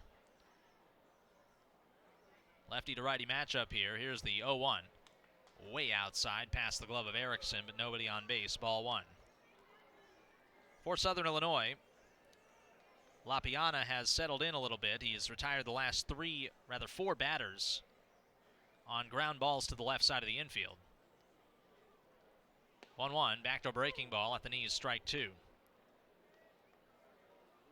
LaPiana now up to 40 pitches in relief. Michael Austin was charged with all 8 runs in the big second inning for Southern Illinois, their biggest inning by far of the year. The previous high was 4 runs that they had achieved 3 times. Here's the 1-2 pitch. High with a fastball, and the count 2-2. Iriart will be followed by a pair of lefties, Jared Watkins and Brett Siddle. Here in the bottom of the 5th, Miners out-hitting Washington still, but only 8-6 now. 2-2 pitch. Swinging a blast deep in the air to left, backing up Baranek on the track, near the wall, makes the catch. Ballpark held it. Well, Miners fans are intelligent baseball fans. They know that Chris Iriart has the power.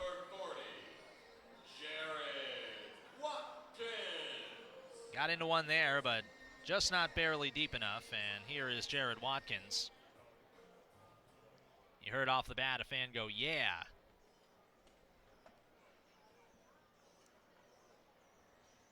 Lefty to lefty, first pitch to Watkins.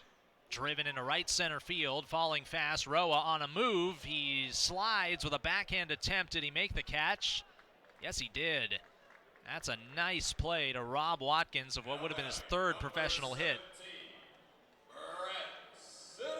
A bit gimpy as he gets up, but he made the play in right center. There's out number 2 as Watkins is now 2 for 3 with a double, a run batted in, and a run scored.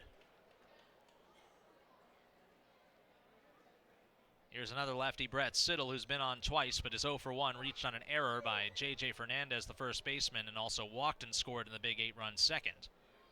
First pitch, driven into right center field again. That's going to get down for a base hit. Roa cuts it off and fires in to hold Siddle to a very deep single. And with that hit, section 111 is going home with Buffalo Wild Wings Coupon. The Wild Things did shift their infield there, but Siddle hit it over the infield, so we were going to tell you about the shift, but it doesn't matter. Duncan. And here's Joe Duncan, who is 0 for 2, has reached on 2 fielders' choices, but also has a run scored and a ribby. Pitch by LaPiana, the left-hander. Breaking ball in there for a called strike on the inside edge. Inning began with a deep fly out to the left field warning track by Iriart. Watkins and Siddle struck well-driven fair balls into right center, one of which was caught, the other was not. There's a swing and a foul tip at home plate, and the count 0-2 to Duncan. Next inning, we'll talk about this day in Miners history, and later in the game, also this day in baseball history. This day in Miners history is quite interesting. The Miners are 8-2 all time on June 13th. It'll be an 0-2 to Duncan. LaPiana deals. Fastball outside, and Duncan did not chase. 1-2. Fernandez holding on Siddle over at first. Some stirring in the Washington bullpen, but not much. LaPiana again looking to give the Wild Things some innings here and save the bullpen a bit after the starter went just 1 2/3. 1-2 pitch. Strike 3 on the inside edge with a fastball, and there's the first strikeout of the night for LaPiana. It ends the inning. No runs, 1 hit, 1 left for Southern Illinois. We've played 5. 8-3 Miners the score on 103.5 ESPN.com.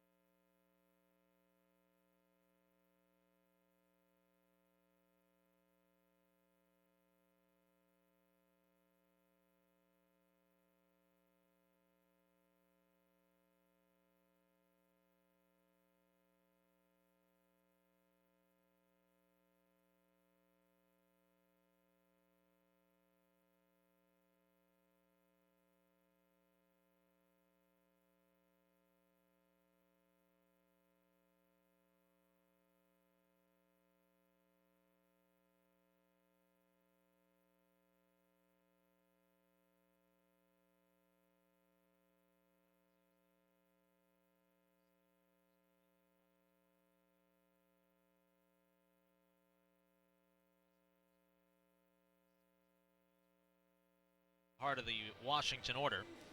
Washington has gotten 6 hits off of Dubsky, including leadoff singles the last 2 innings, but Dubsky has 8 strikeouts in the game, which is 1 off of a career high.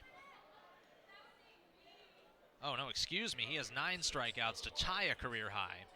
I miscounted last inning. And so for Dubsky, he's tied his career high of 9 strikeouts, which he set last year on July 21st against the Lake Erie Crushers on the road in Avon. First up, Hector Roa. He takes down and away with a breaking ball off the turf for ball 1. Roa 0 for 2. He has struck out swinging and grounded out to a leaping Dubsky on the mound in the 3rd. Right-hander winds and fires the 1-0. Swung on, punch to the right side. Dubsky off the mound will take a flip from Iriart, who fielded the baseball, but nobody caught it. It bounced away. Iriart backed up the play, and that is a play that allows Roa to reach to begin this inning. Now batting the 20, J.J. Fernandez. It kind of has to be an error on somebody. I'm not exactly sure who, as J.J. Fernandez steps in the box.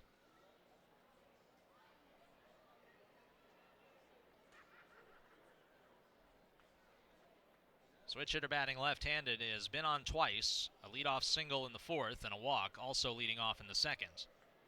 First pitch, ground ball is chopped foul back behind the plate for strike 1.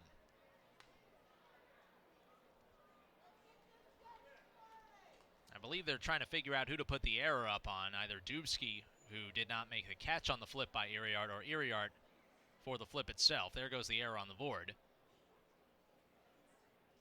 0-1 pitch by Dubsky.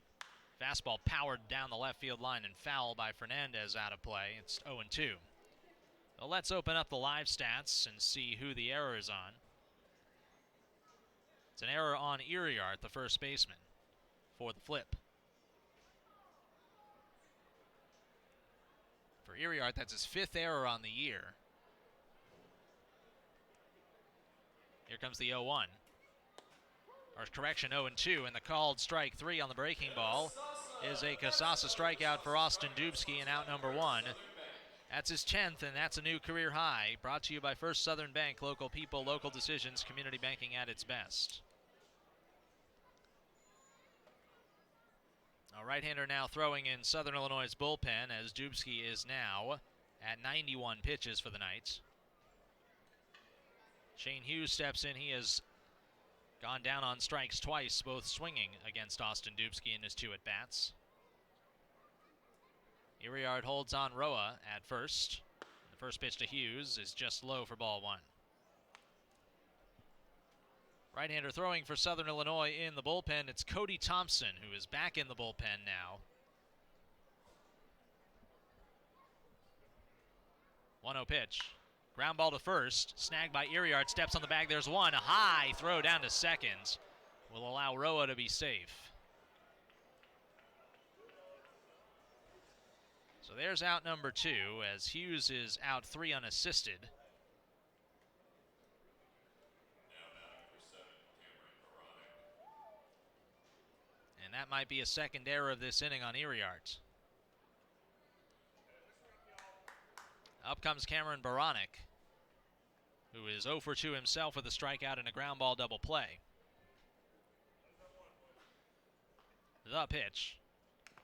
Foul tipped at home plate. Got a good piece of Cosgrove, but not in a vulnerable area. 0-1 the count, righty versus lefty here.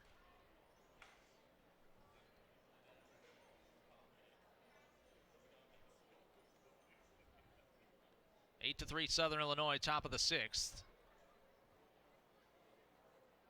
No error put up on the board there. The 0-1 is outside, 1 ball and 1 strike. So that's just an advancing safely on the fielder's, on what is essentially a fielder's choice, but not really, because a fielder's choice means that they take the out somewhere else and not at first. 1-1 is outside, 2-1. The default out of a batted ball is always on the batter at first base. Had Iriart's throw been on target and in time, that would have been a double play to end the inning. The 2-1-2 Baranek. Swing and a miss. Good fastball low and away at 92 miles an hour from Dubsky. He's still throwing hard here in the 6th inning. It's 2 balls and 2 strikes. 1 strike away Dubsky from completing this inning, which would give him a quality start on the night as well. Runner at second is Hector Roa. Dubsky looks over at him from the set position. Here's the 2-2 pitch. Fastball, high bouncer up the first base line. Baranek will watch it roll foul into the glove of Iriart, so he stays up there at 2-2. Inning began with the error on Iriart on a ground ball hit into his vicinity. Dubsky was racing to cover the bag, and the flip by Iriart was a bit awry. But then Dubsky, who's now getting a chap from Andy Cosgrove on the mound, his catcher. Then Fernandez struck out looking on 3 pitches. The career-high 10th strikeout of the game for Austin Dubsky, and then the ground ball to first that we were just talking about, the sort of kind of fielder's choice play. Night beginning to fall in Marion. It's that twilight sky hour. Lights are taking effect. 2-2 to Baranek. Foul tip back to the backstop, still 2-2. Got a piece on 92 to stay alive for Dubsky. He has worked at least 6 innings in both of his home starts. He has not worked more than 5 innings in any appearance on the road. We talked about the splits in the pitching matchup in the pregame show.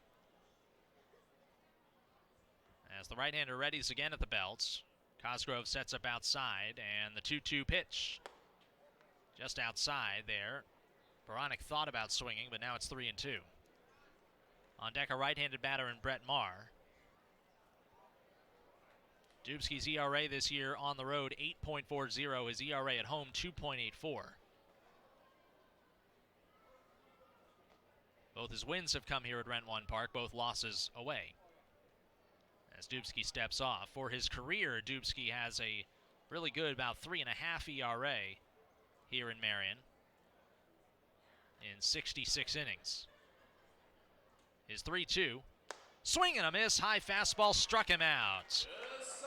11 strikeouts for Austin Dubsky, a new career high as he finishes off the 6th with a K of Baranek, brought to you by First Southern Bank. Local people, local decisions. Community banking at its best. We head to the bottom of the 6th. The Miners still lead 8-3 over the Washington Wild Things on 103.5 ESPN.com.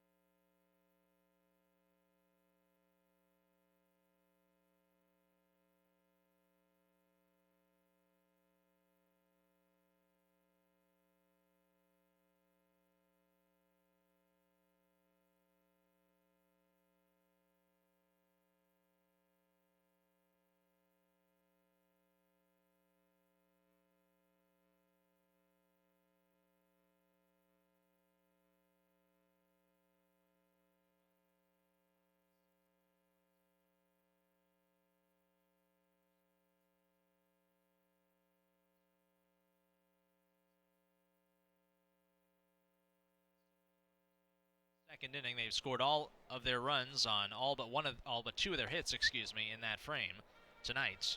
As there's a pitch inside on Flete, 2-0. He has popped out twice to the left side of the infield as well.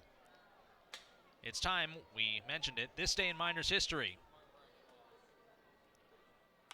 Flete swings, fights one off, shallow center field. In comes Janko, and he'll have to play it on a hop. It gets by him, but backing up the play is Baranek, the left fielder.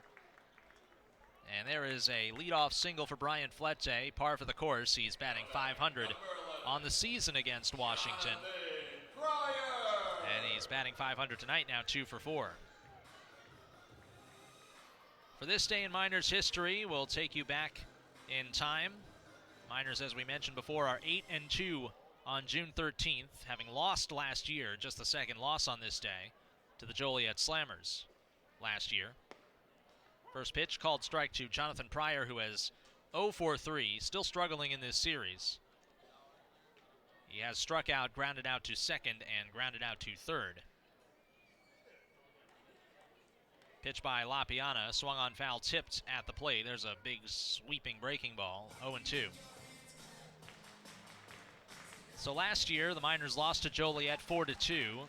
Danny Zardone, who killed the Miners like Flete has killed the Wild Things this year. He drove in 3 of the 4 runs and nullified a quality start with 7 strikeouts from Kurt Heyer on the mound. 0-2. Pryor takes low in the turf, blocked by Erickson, and it's 1-2. But 3 years earlier, here's another nugget. After having his playing rights returned by the Seattle Mariners, eventual 2015 Pitcher of the Year Adam Lopez returned to the Miners, struck out 8 in 6 innings of work against Evansville. 1-2, slow ground ball up the middle to the second baseman. Cox fields, steps on the bag, and a jump throw to first not in time. It'll be a fielder's choice. Put out 4 unassisted, allowing Pryor to reach. Flete is out. So there's out number 1 here in the last of the 6th. Miners lead 8-3 over Washington. Wahoo will stand in 1 for 3 with a 2-run single in the big second inning. So Lopez struck out 8 in 6 innings of work in his return to the team this day in Miners history 4 years ago, but it was John Minucci who played the biggest role in the Miners' 4-3 win over the Otters. Former Frontier Gray, first-year Miner at the time, as Wahoo takes low and inside. Another stop by Erickson for ball 1. Minucci tied the game in the 7th inning and then added an RBI single in the 8th, which proved to be the game-winning hit. Minucci is no longer in professional baseball. Neither is Lopez, for that matter. The 1-0 pitch. Hard ground ball foul past third base coach Steve Marino. And 1-1 the count to Wahoo. 1 year before, there was a pitcher's duel to end all pitcher's duels. Matt Bywater in Florence pitched 8 1/3 innings. Dave Middendorf of the Freedom pitched 8 innings. And the game was eventually tied at 1. It went to extra innings. As the 1-1 to Wahoo is swung on a miss. Back pick throw down to first by Erickson is not in time to get Pryor. Count is 1-2 to Wahoo at the plate. Bywater went 8 1/3. The Freedom tied the game against him at 1-1 on a ground out in the 9th inning, breaking up the shutouts. It ended up going to the 11th, and that is when an error by pitcher Pete Levitt for the Freedom opened the door for the Miners to score 3 runs in what became a 4-1 win. Tossed to first by LaPiana. Pryor scampers back. For our last nugget from Miners history, we go to 2013, 1 year earlier. And there's a balk on LaPiana, called by Mike Fichter, the bases umpire. So now we're runner in scoring position for Wahoo, still behind in the count 1-2 with Stephen Lohr on deck. Lefty versus righty matchup here. We'll get to that nugget from 2013 in just a second. LaPiana looks in for the sign from Erickson, gets the sign. Straightens up, and the 1-2. Lifted off the end of the bat to right center field. It will drop in for a base hit. Pryor had to hold up to see if it would be caught. And he will advance to third on the play. It's the second hit of the game for Wahoo, and the 11th hit for the Miners in this contest. Brian Flette's leadoff single was the 10th. Here's Stephen Lohr, who is 1 for 2 with a walk, 2 runs scored, and an RBI. A walk and a RBI single and 2 runs scored, all in the second inning when the Miners scored 8 and took the lead that they currently enjoy. Washington got 2 back in the next half inning, but that's where the score has stayed since. Pitch by Lapiana, ground ball back to the mound, could be 2. Lapiana fires to second 1. Cox turns it to first. Oh, just in time. Lohr appeared to be safe at first. I thought he got the foot in there, but a big double play keeps Lapiana's line scoreless since he came in that second inning. No runs, 2 hits, and 1 left on for Southern Illinois. We've played 6. We'll get to that last nugget of Miners history next in the 7th on 103.5 ESPN.com.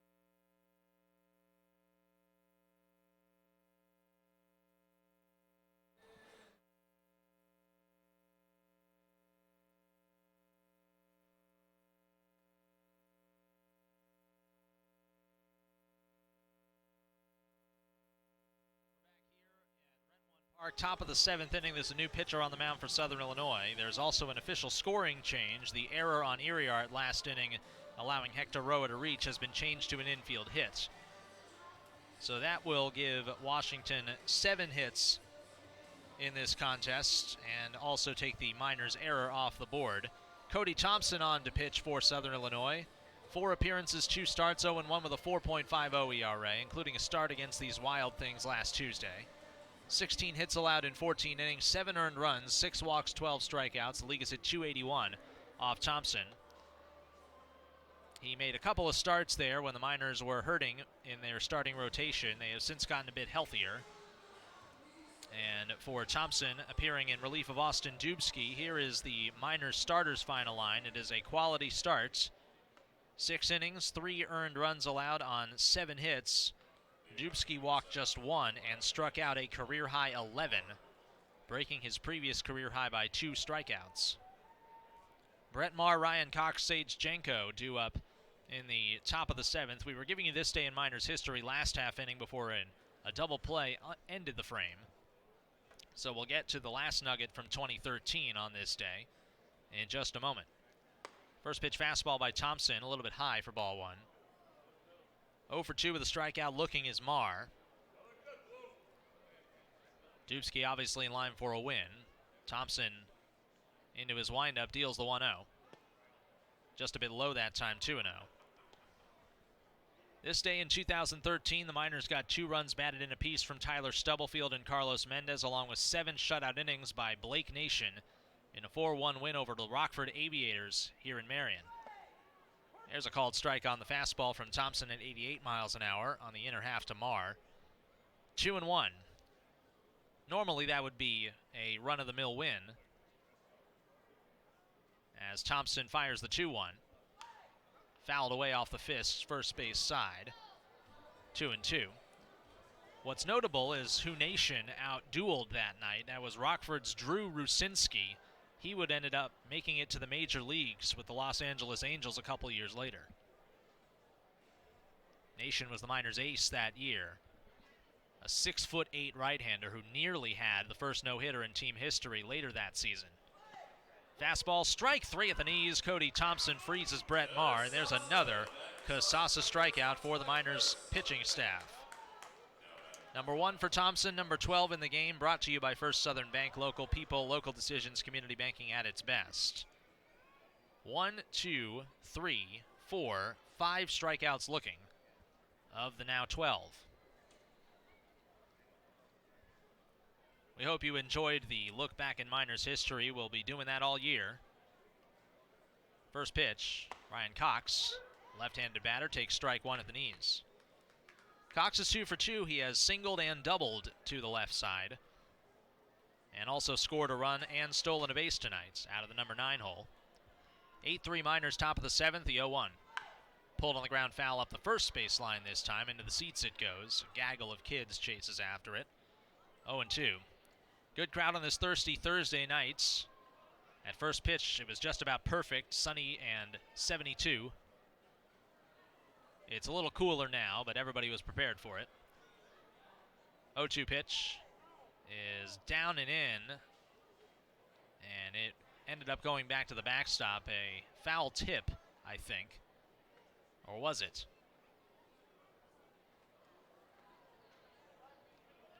Ball 1 put up on the board. Andy Dudonis has not corrected things, and he does flash the 1-2 again. So it is ball 1 there. And Thompson winds, kicks, and deals. Fastball lifted foul over the screen toward the sweet level, back into the lower bowl on the third base side. Still a ball and 2 strikes. Cody Thompson, a true rookie right-hander out of Randolph-Macon College, picked up by the Miners in the first round of the Frontier League draft. One of 3 pitchers selected by the Miners in the draft, all of whom made the opening day roster. 1-2, backdoor slider, strike 3, outside edge, 2 away. Back-to-back looking Casasa strikeouts for Cody Thompson, brought to you by First Southern Bank. Local people, local decisions, community banking at its best. And now the top of the order here, Sage Jenko. Anyway, to finish up the point there, the 3 pitchers that were drafted, Thompson, along with Heath Renz and Nick Duran. Duran no longer with the team. He pitched so well that he was picked up by the Mariners last week. Line shot in right field. That will get down in front of Siddle for a base hit as Jenko picks up his second single of the day. He's now 2 for 4. And another base runner for Washington. The Miners' pitching staff has not worked a 1-2-3 inning all game. Washington now with 8 hits, despite being down 5 runs. All 8 Miners runs coming when they sent 12 to the plate and batted around in the second. All 8 runs also charged to the starter, Michael Austin, who couldn't get out of anything in the second inning after retiring the side in order in the first. There's a breaking ball in there for a called strike on Cody Erickson, 0-1. Thompson throws across his body a little bit from the right-hand side. Overall on the season has a fastball, slider, and changeup in his arsenal. There's the slider down and away from the right-handed hitting Erickson, and it's 1-1. Erickson is 1 for 3 with an RBI double in the third. In that inning that Washington got 2 runs back after the Miners scored 8. The 1-1 with 2 outs and a man at first is swung on and missed. Slider popped out of the glove of Cosgrove. He kept it near him, though, and that will keep the runner at first. And the count 1-2 now to the former Normal Corn Belter. 8 runs, 11 hits, no errors, leading 3 runs, 8 hits, and 1 error. The 1 error on Washington did not lead to any runs. It came in the third inning on the first baseman, Fernandez. The 1-2. Check swing on a fastball upstairs. He didn't go. And the count is 2-2. Andy Cosgrove popped up and pointed at Mike Victor, but with a man on base, he's behind the pitcher's mound, and having talked to a former Frontier League umpire, it's nearly impossible to see from that angle conclusively, unless it's obvious, whether a batter goes around on a swing. So now the 2-2 pitch to Erickson. Thompson fires. Breaking ball, popped up off of first, could stay playable. Iriart near the Miners' dugout, makes the one-handed catch, and the side is retired. No runs, 1 hit, and 1 left for Washington. It is time to stretch in Marion, and it's 8-3 Southern Illinois on 103.5 ESPN.com.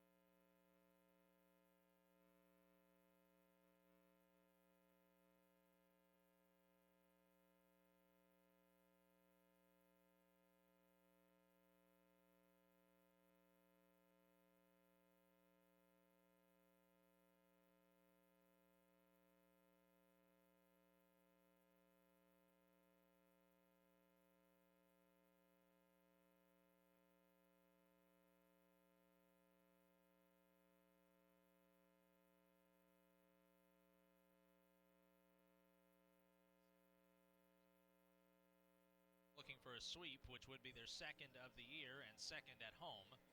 They swept the Windy City Thunderbolts in mid-May in their first home series. Coincidentally, the Miners, after this homestand, will go back on the road, and the first team they'll play are the Windy City Thunderbolts in Crestwood Tuesday through Thursday of next week.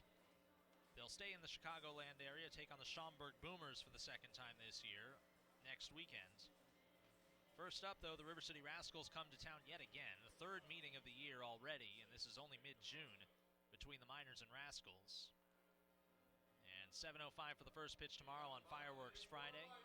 Nick Stroud taking the mound for Southern Illinois. Minor starter yet to be named for the Saturday 6:05 contest on Star Wars night, and then Sunday is Father's Day. Pre-game catch on the field for dads and their kids. That'll be a 5:05 first pitch as well between the Miners and Rascals, with Marty Anderson finishing off the homestand after he started it back on Tuesday with a win. Andy Cosgrove takes strike one from Josh Lapiano. No, it's not Josh Lapiano, excuse me. It's another left-hander. That is former Miner Nick Durazo, who makes his return to Rent One Park. Cosgrove in this game 2 for 3 with a bunt single, a run scored, and a ribby. First pitch, or rather second pitch, is grounded foul, third base side. So Lapiana is done, and he did his job. He gave the Washington Wild Things innings and actually did not allow a run of his own. 4 1/3 innings of work, and 5 hits allowed. Durazo's 0-2 is lined over third. There's a base hit down the left field line for Andy Cosgrove. Cut off, bobbled a bit by Baranek, but he makes a strong throw into second base to hold Cosgrove to a leadoff single. And now here's Chris Iriart. So anyway, for Nick Durazo, he was traded to Washington in the offseason from the Miners to the Wild Things for Chase Cunningham. I'd say the Miners have been very, very happy with that trade. Cunningham, last night's winning pitcher, on an absolute roll. 0 for 3 is Iriart. Flew out to the track and left in his last at bat as he takes ball 1. This year for Durazo, 0-2 record. One of the losses coming against the Miners 1 week ago on Wednesday.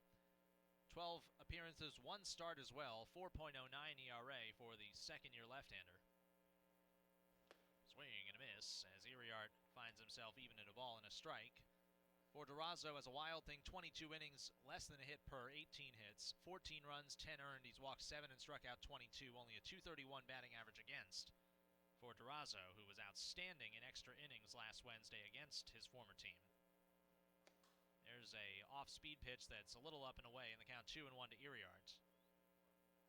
Final line on Josh Lapiana. He goes 4 1/3 innings, shutout baseball, no walks, 1 strikeout, 5 scattered hits. Very good work for him. 5-run margin. 2-1, grounded foul by Iriart right off of his plate and lower leg. It's now 2-2. For Durazo last Wednesday in Washington, he pitched 4 innings in extra innings, allowed 1 hit and 2 unearned runs, struck out 7 batters, and unfortunately for him, took the loss because the Miners won it by a final score there of 5-4, their one win in that series against the Wild Things. Iriart is back standing up in the box, and here's the 2-2 by Durazo. Swing and a miss, strike 3, high fastball. And there's out number 1 here in the 8th, bringing up Jared Watkins. Jared Watkins.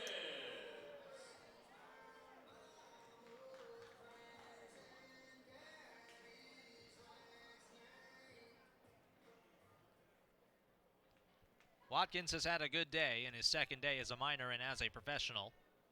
First pitch is called strike 1 on the outside black. Fans didn't think so. Watkins has his first 2 professional hits. He's 2 for 3. An RBI double tied the game in the second inning. That was the first of the 8 runs the Miners scored that frame. He also later scored in that inning. As he shoots one up the middle, there's a base hit into center field. And that is a 3-hit day for the rookie shortstop Watkins. He has made really loud contact in this game. Even his out, a fly out to right center that he was robbed of extra bases on by Hector Roa. Even that was hit hard. That's what you like to hear, loud sounds. Loud, solid wood meeting horsehide sounds off the bats of the Southern Illinois Miners, who now have 13 hits in the game. Runners at first and second. Brett Siddle rips and misses on a breaking ball. Siddle has singled, reached on an error, walked, and scored a run tonight. He's 1 for 2.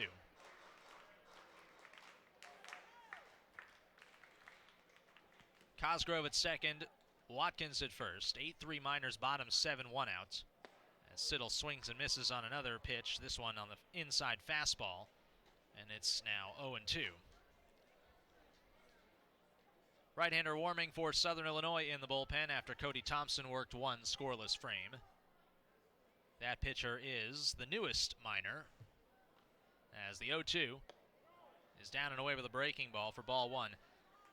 I apologize because we were going to get to this in the pregame show. The Miners did make a couple roster moves today. They released Kelvin Rodriguez, who had struggled with his control. He was on the 14-day injured list, and then they put Cletus Avery on the 14-day injured list. He hadn't played in a while. Breaking ball fouled back by Siddle. It's still 1-2. And then they signed a right-handed pitcher who will make his professional debut in just a moment in Benjamin Dum, D-U-M, out of VCU. He is done throwing, at least for now. Durazo set at the belt. His 1-2 to Siddle is low and away. Gets away from Erickson off his glove. And down to second goes Watkins. Down to third goes Cosgrove on ball 2 to Siddle. They might call that a pass ball. That got a good piece of the glove of Erickson. Either way, Miners have a chance to add on to this 8-3 lead. Erickson goes out to talk with Durazo. It is a pass ball officially. And then if any of those runs score, depending on when they score, it could become unearned now against Durazo as Washington brings the infield in. Lefty versus lefty matchup. There's a righty, Joe Duncan, on deck. Durazo's 2-2. Swing and a miss on the breaking ball. He struck out Siddle. And so now 2 down as the infield will back up. Number 6, Joe Duncan. Now here's Duncan, who is 0 for 3. He reached on 2 fielder's choices, one of which was with the bases loaded. He drove home a run in that fielder's choice, also later scored. That was all in the big 8-run second inning. 8 runs now on 13 hits for Southern Illinois. Durazo sets and deals lefty to righty to his former teammate, and there's a called strike on the inside edge. For the Miners, the 13 hits they have tonight are the second most they've had on the year, second only to the 15 they had in their first win at blowout opening weekend on Sunday in Evansville. 0-1 pitch, backdoor breaking ball. There's another called strike. It's 0-2. That's what Durazo can do. He's a really good relief pitcher. Miners had to give him up to get Chase Cunningham. That indicates how good he is, because Cunningham is one of the most consistent starters in league history. Broken bat liner to second, caught on the fly by Cox, and that ends the inning. So the Miners strand 2 more. No runs on 2 hits. They leave both, and after 7 full innings, still 8-3 Southern Illinois on 103.5 ESPN.com.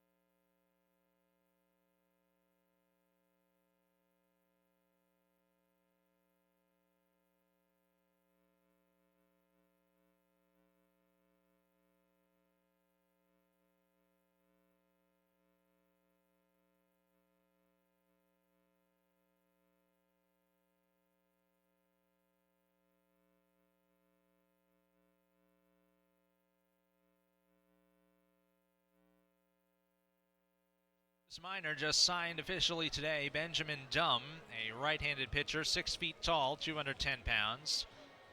Pitched collegiately at VCU and put up some really good numbers for the Rams over the last 2 years. Dumm making his professional debut. Cody Thompson pitches 1 scoreless inning out of the bullpen in relief of Austin Dubsky, who is in line for the win tonight. 1 hit allowed for Thompson, 2 strikeouts, both looking. For Benjamin Dumm, he'll face Mogues, Roa, and Fernandez. Good luck in the pro debut, young guy.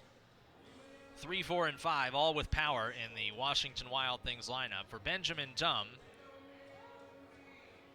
he comes to the Miners, again, by way of Virginia Commonwealth University this past spring in 2019 as a senior. He was second-team All-Atlantic 10. 21 appearances, 5-7 record with 4 saves and a 2.18 ERA. Here are the really good numbers, though. 63 strikeouts, 15 walks, and 48 hits allowed in 70 and a third innings pitched. Way less than a hit per inning. It looks like Dumm has a little bit of Derek Miramontes in him. He is warming up. And it looks like he can throw from a lower arm slot as well. And again, Dumm making his professional debut here. He initially brought a glove that he probably used at VCU, but he was told that it was not a correct color, I believe, by the home plate umpire Andy Dudonis, so now he is using a tan-colored glove that somebody gave him from the dugout. Mogues, Roa, Fernandez for the rookie. A new minor here in mid-June. Originally from the state of Pennsylvania in Elliotsburg, which is near Harrisburg, the capital city, in the eastern half of the states. It's kind of a remote town in Pennsylvania. Righty to lefty matchup, first pitch by Dumm. Strike on the outside corner with an 89-mile-an-hour fastball, 0-1. Mogues hit a home run that gave the Washington Wild Things a first-inning lead. A solo shot off of Austin Dubsky. He is 1 for 3 now with 2 strikeouts. He swings and misses on a changeup. 79 miles an hour, looked exactly like his fastball. And Dumb is ahead 0-2. That lead was short-lived. Miners scored 8 in the second. They've led ever since. 8-3 the score right now here in the top of the 8th. There's a breaking ball. It swung on foul, tipped back to the backstop. Count is still 0-2.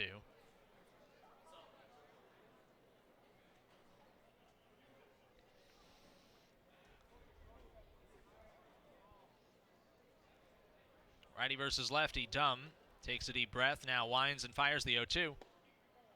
Just low and outside. Took something off of it, 1-2. Dumb played all 4 years in college at VCU and had a really good junior year as well, backing up his senior year.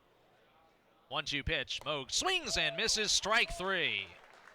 And there's out number 1. First batter faced for Benjamin Dumb in the pros is a first Casasa strikeout, brought to you by First Southern Bank. Local people, local decisions, community banking at its best. An elevated fastball from that lower arm slot after Dumb had been working low and away. And so they'll take that baseball out of play. And now here's Hector Roa, who ended up reaching on an infield single in his last at-bat in the 6th. It was initially ruled an error, but then changed to a hit for Roa. First pitch, a swing and a miss, off speed on the outer half of the plate, 0-1. Roa overall 1 for 3 now on the game. He struck out in the first and bounced back to the pitcher in the 3rd inning. The 0-1. Breaking ball, ground ball to the shortstop. Fellow rookie Jared Watkins fields and throws out Roa at first base. 2 up and 2 down for Benjamin Dumb. And here's J.J. Fernandez. Miners lead 8-3, out hitting Washington 13-8. Half the hits, 7 of the 13, came in the big 8-run second inning. Miners going for a sweep, and they are 4 outs away from doing that. Here is Fernandez, who's 1 for 2 with a walk and a strikeout looking. Dumb winds and fires. Fastball at the knees, 0-1. We mentioned Dumb's terrific junior year at VCU. How about a 1.64 ERA, which led the team? 0-1 off speed. There's another strike at the knees. 82-mile-an-hour changeup. It's now 0-2 on the left-handed hitting Fernandez, a switch hitter, batting from that side. Dumb takes a deep breath, and the 0-2. Fastball high and in. 1 ball, 2 strikes.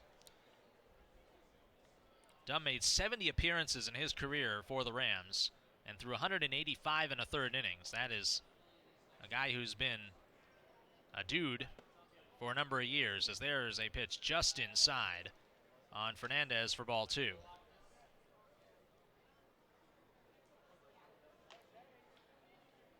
Right-hander climbs back onto the rubber in his professional debut inning. The break-even pitch. Fernandez swings and misses, strike 3. And there is a very successful professional debut inning for Benjamin Dumb. He strikes out 2 in a 1-2-3-8. That's the first time the Miners pitching staff has retired the Wild Things in order in this game. Another Casasa strikeout brought to you by First Southern Bank. Local people, local decisions. Community banking at its best. And we head to the bottom of the 8th. Miners still leading 8-3, a 5-run lead on 103.5 ESPN.com.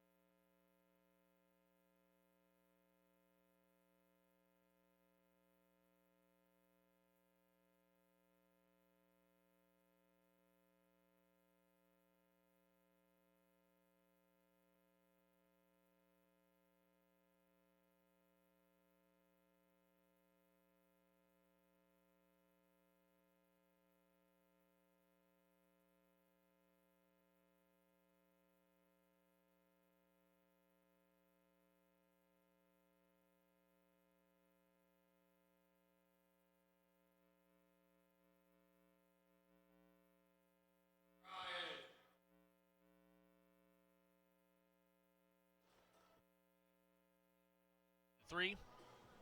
And top of the order due up, Flete, Pryor, and Wawoo. Lefty, righty against the southpaw Nick Durazo. His first appearance in a visiting uniform back at his old stomping grounds. First pitch to Flete. Line shot center field. There's yet another base hit for the Miners DH. 3 for 5 today. He's got 9 hits in this series, 3 in each game. And the Wild Things are going to be grateful to not see him for another couple months, that's for sure. Here is Jonathan Pryor, who's 0 for 4, as Flete is aboard with his second straight leadoff single. He also hit an RBI single back in the big second inning and scored a run that frame as well. Pryor swings and misses on the off speed. And there is strike 1. Lefty on lefty again. Anyway, for Nick Durazo, last year as a minor, he was a quality reliever out of Lillington, North Carolina. He had a 2.01 ERA in 23 relief appearances as a rookie for Southern Illinois. 0-1, fastball low and away, count is 1-1. Miners traded in for Chase Cunningham, and Miners needed a starter. Miners manager Mike Pinto coveted the workhorse from the Wild Things and had to give up a lot of talent in Durazo to do it. There's a called strike 1 and 2 on Pryor. But the Miners are very satisfied with that trade. Again, he's won 4 starts in a row now after winning last night. ERA under 3.5 in 7 starts, with almost a 3-to-1 strikeout to walk ratio. As Pryor taps it on the ground to second, this could be 2 if they hurry. Cox flips it to Marr, and they get the out at second, but no return throw to first. And for the second at bat in a row, after Flete reaches on a leadoff single, Pryor reaches on a fielder's choice. This time the putout 4-6. 1 down in the bottom of the 8th, Miners lead 8-3. Meanwhile, for Southern Illinois, with that leadoff hit by Flete, 14 hits, 1 away from tying a season high. For a team that offensively has struggled in the month of June, even though they do have a winning record this month at 6-4, all of their 6 wins have been by 1 run. First pitch by Durazo to Gianfranco Wawoo is in there for a called strike. Wawoo has a couple of hits tonight, 2 singles and a 2-run single included in those back in the second.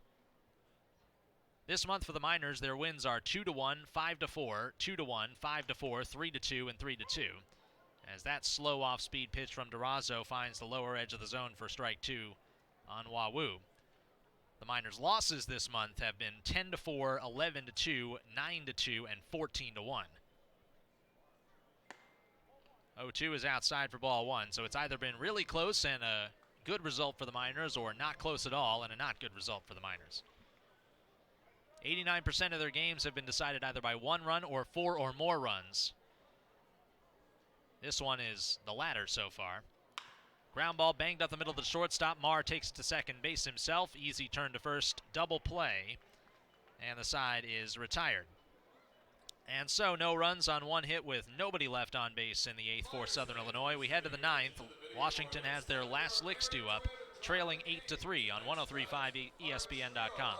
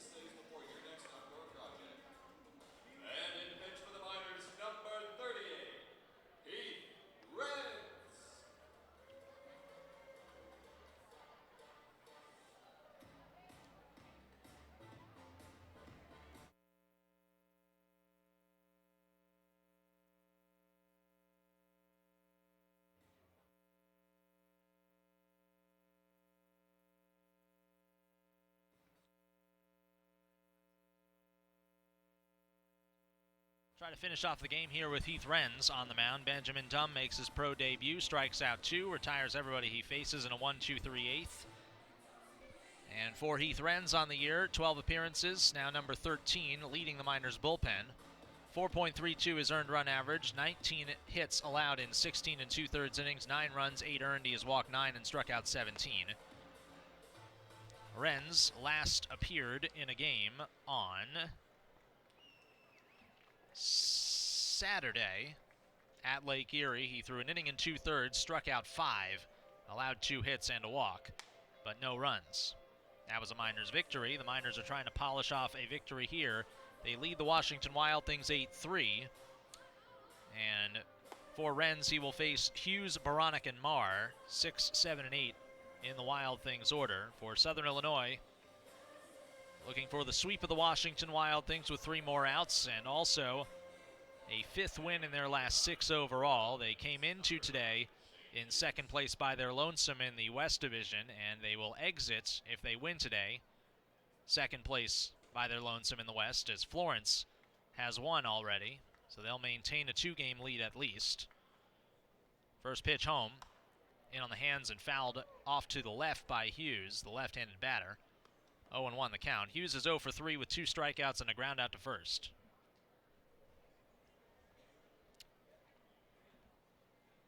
Austin Dubsky in line for the win. He pitched a quality start. He allowed 3 runs in the first 2 innings, but settled in after that. There's a breaking ball just low for ball 1. Also struck out a career-high 11, and if Renz is able to strike out the side in this inning, the Miners could tie a team record. Ground ball up the middle. Wawu backhand, sets, fires a strike down to first, stretching out his ear yard to make the grab. And unfortunately, Renz will not retire the side will not strike out the side in this inning, as there's out number 1 on a ground ball. Up comes Cameron Baranek, who is 0 for 3 with a double play grounder and 2 strikeouts. If Renz had struck out the side this inning, Miners could have tied a team record, which they set against the Wild Things in the 14-inning win last Wednesday of 18 strikeouts. Right now they've got 15. As there's a breaking ball strike, 0-1.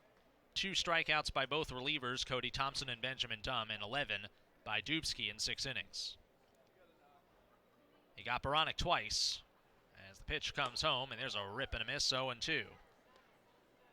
He got Mogs twice, he got Baranek twice, he got Hughes twice. Jenko, Fernandez, and Marr once, as well as Roa. There's a breaking ball down on the turf, and it's ball 1. 14 hits for the Miners, second most they've had in a game this year, and certainly a feel-good night offensively for Southern Illinois. Batting around for one of the first times all year in the second. 1-2 pitch. Ground ball up to the second baseman Wawu. Nice sliding backhand stop. Wings it to first, and that's a great play by Gianfranco Wawu. That's exceptional. Washington down to their final out and down 5 runs here in Marion, as they will head to Joliet next. In a rematch of the Frontier League Championship Series from last year, both the Wild Things and Slammers have struggled here in 2019, though. This is not Brett Marr, it's a pinch hitter. It is, I believe, Blake Adams, number 8. Yep, that's 8. Blake Adams pinch hitting for Marr here. His first at-bat of the game. First pitch by Renz, swing and a miss on the fastball, 0-1. Adams hitting an even 275 at-bats this year with 2 homers and 4 runs batted in. Again, Washington down to their final out here. There's a pitch low, and the count is 1-1. There's a terrific smoky effect hovering over the field right now. 1-1 pitch. Pop foul off of the right side and out of play. It's 1-2, and Washington down to their final strike. Marr finishes 0 for 3 with a pair of strikeouts. Crowd makes some noise for strike 3. Miners leading by 5 with 2 outs in the 9th. Bases are empty, and Renz kicks and deals. 1-2 pitch. Breaking ball swung on and missed. Strike 3, and there is your ball game. How fitting that out of game with 16 strikeouts in it, ends with one, as the Miners score 8 runs in the second inning, and that is enough. They sweep the Washington Wild Things by a final score of 8-3. They improved to 17-12, a season high 5 games over 500, while Washington drops to 9-22 on this 2019 campaign. It's been a rough one for Washington, but the Miners are looking like they are beginning to find their stride behind their starting pitching staff here at home. The Miners now still unbeaten in their home whites. Their record overall at Rent One Park is now 10-2, and they are 10-0 when wearing those white uniforms. Well, we're going to step aside and we will take a break here on the broadcast, and when we come back, we'll give you the Southern Illinois Healthcare postgame show where we will break down the ball game for you. It was well pitched again for Southern Illinois, and a big inning, the biggest inning offensively of the year, was all they needed in the second frame tonight to come back and sweep the Wild Things. That and more is coming your way next. Southern Illinois Healthcare postgame show is on 103.5 ESPN.com.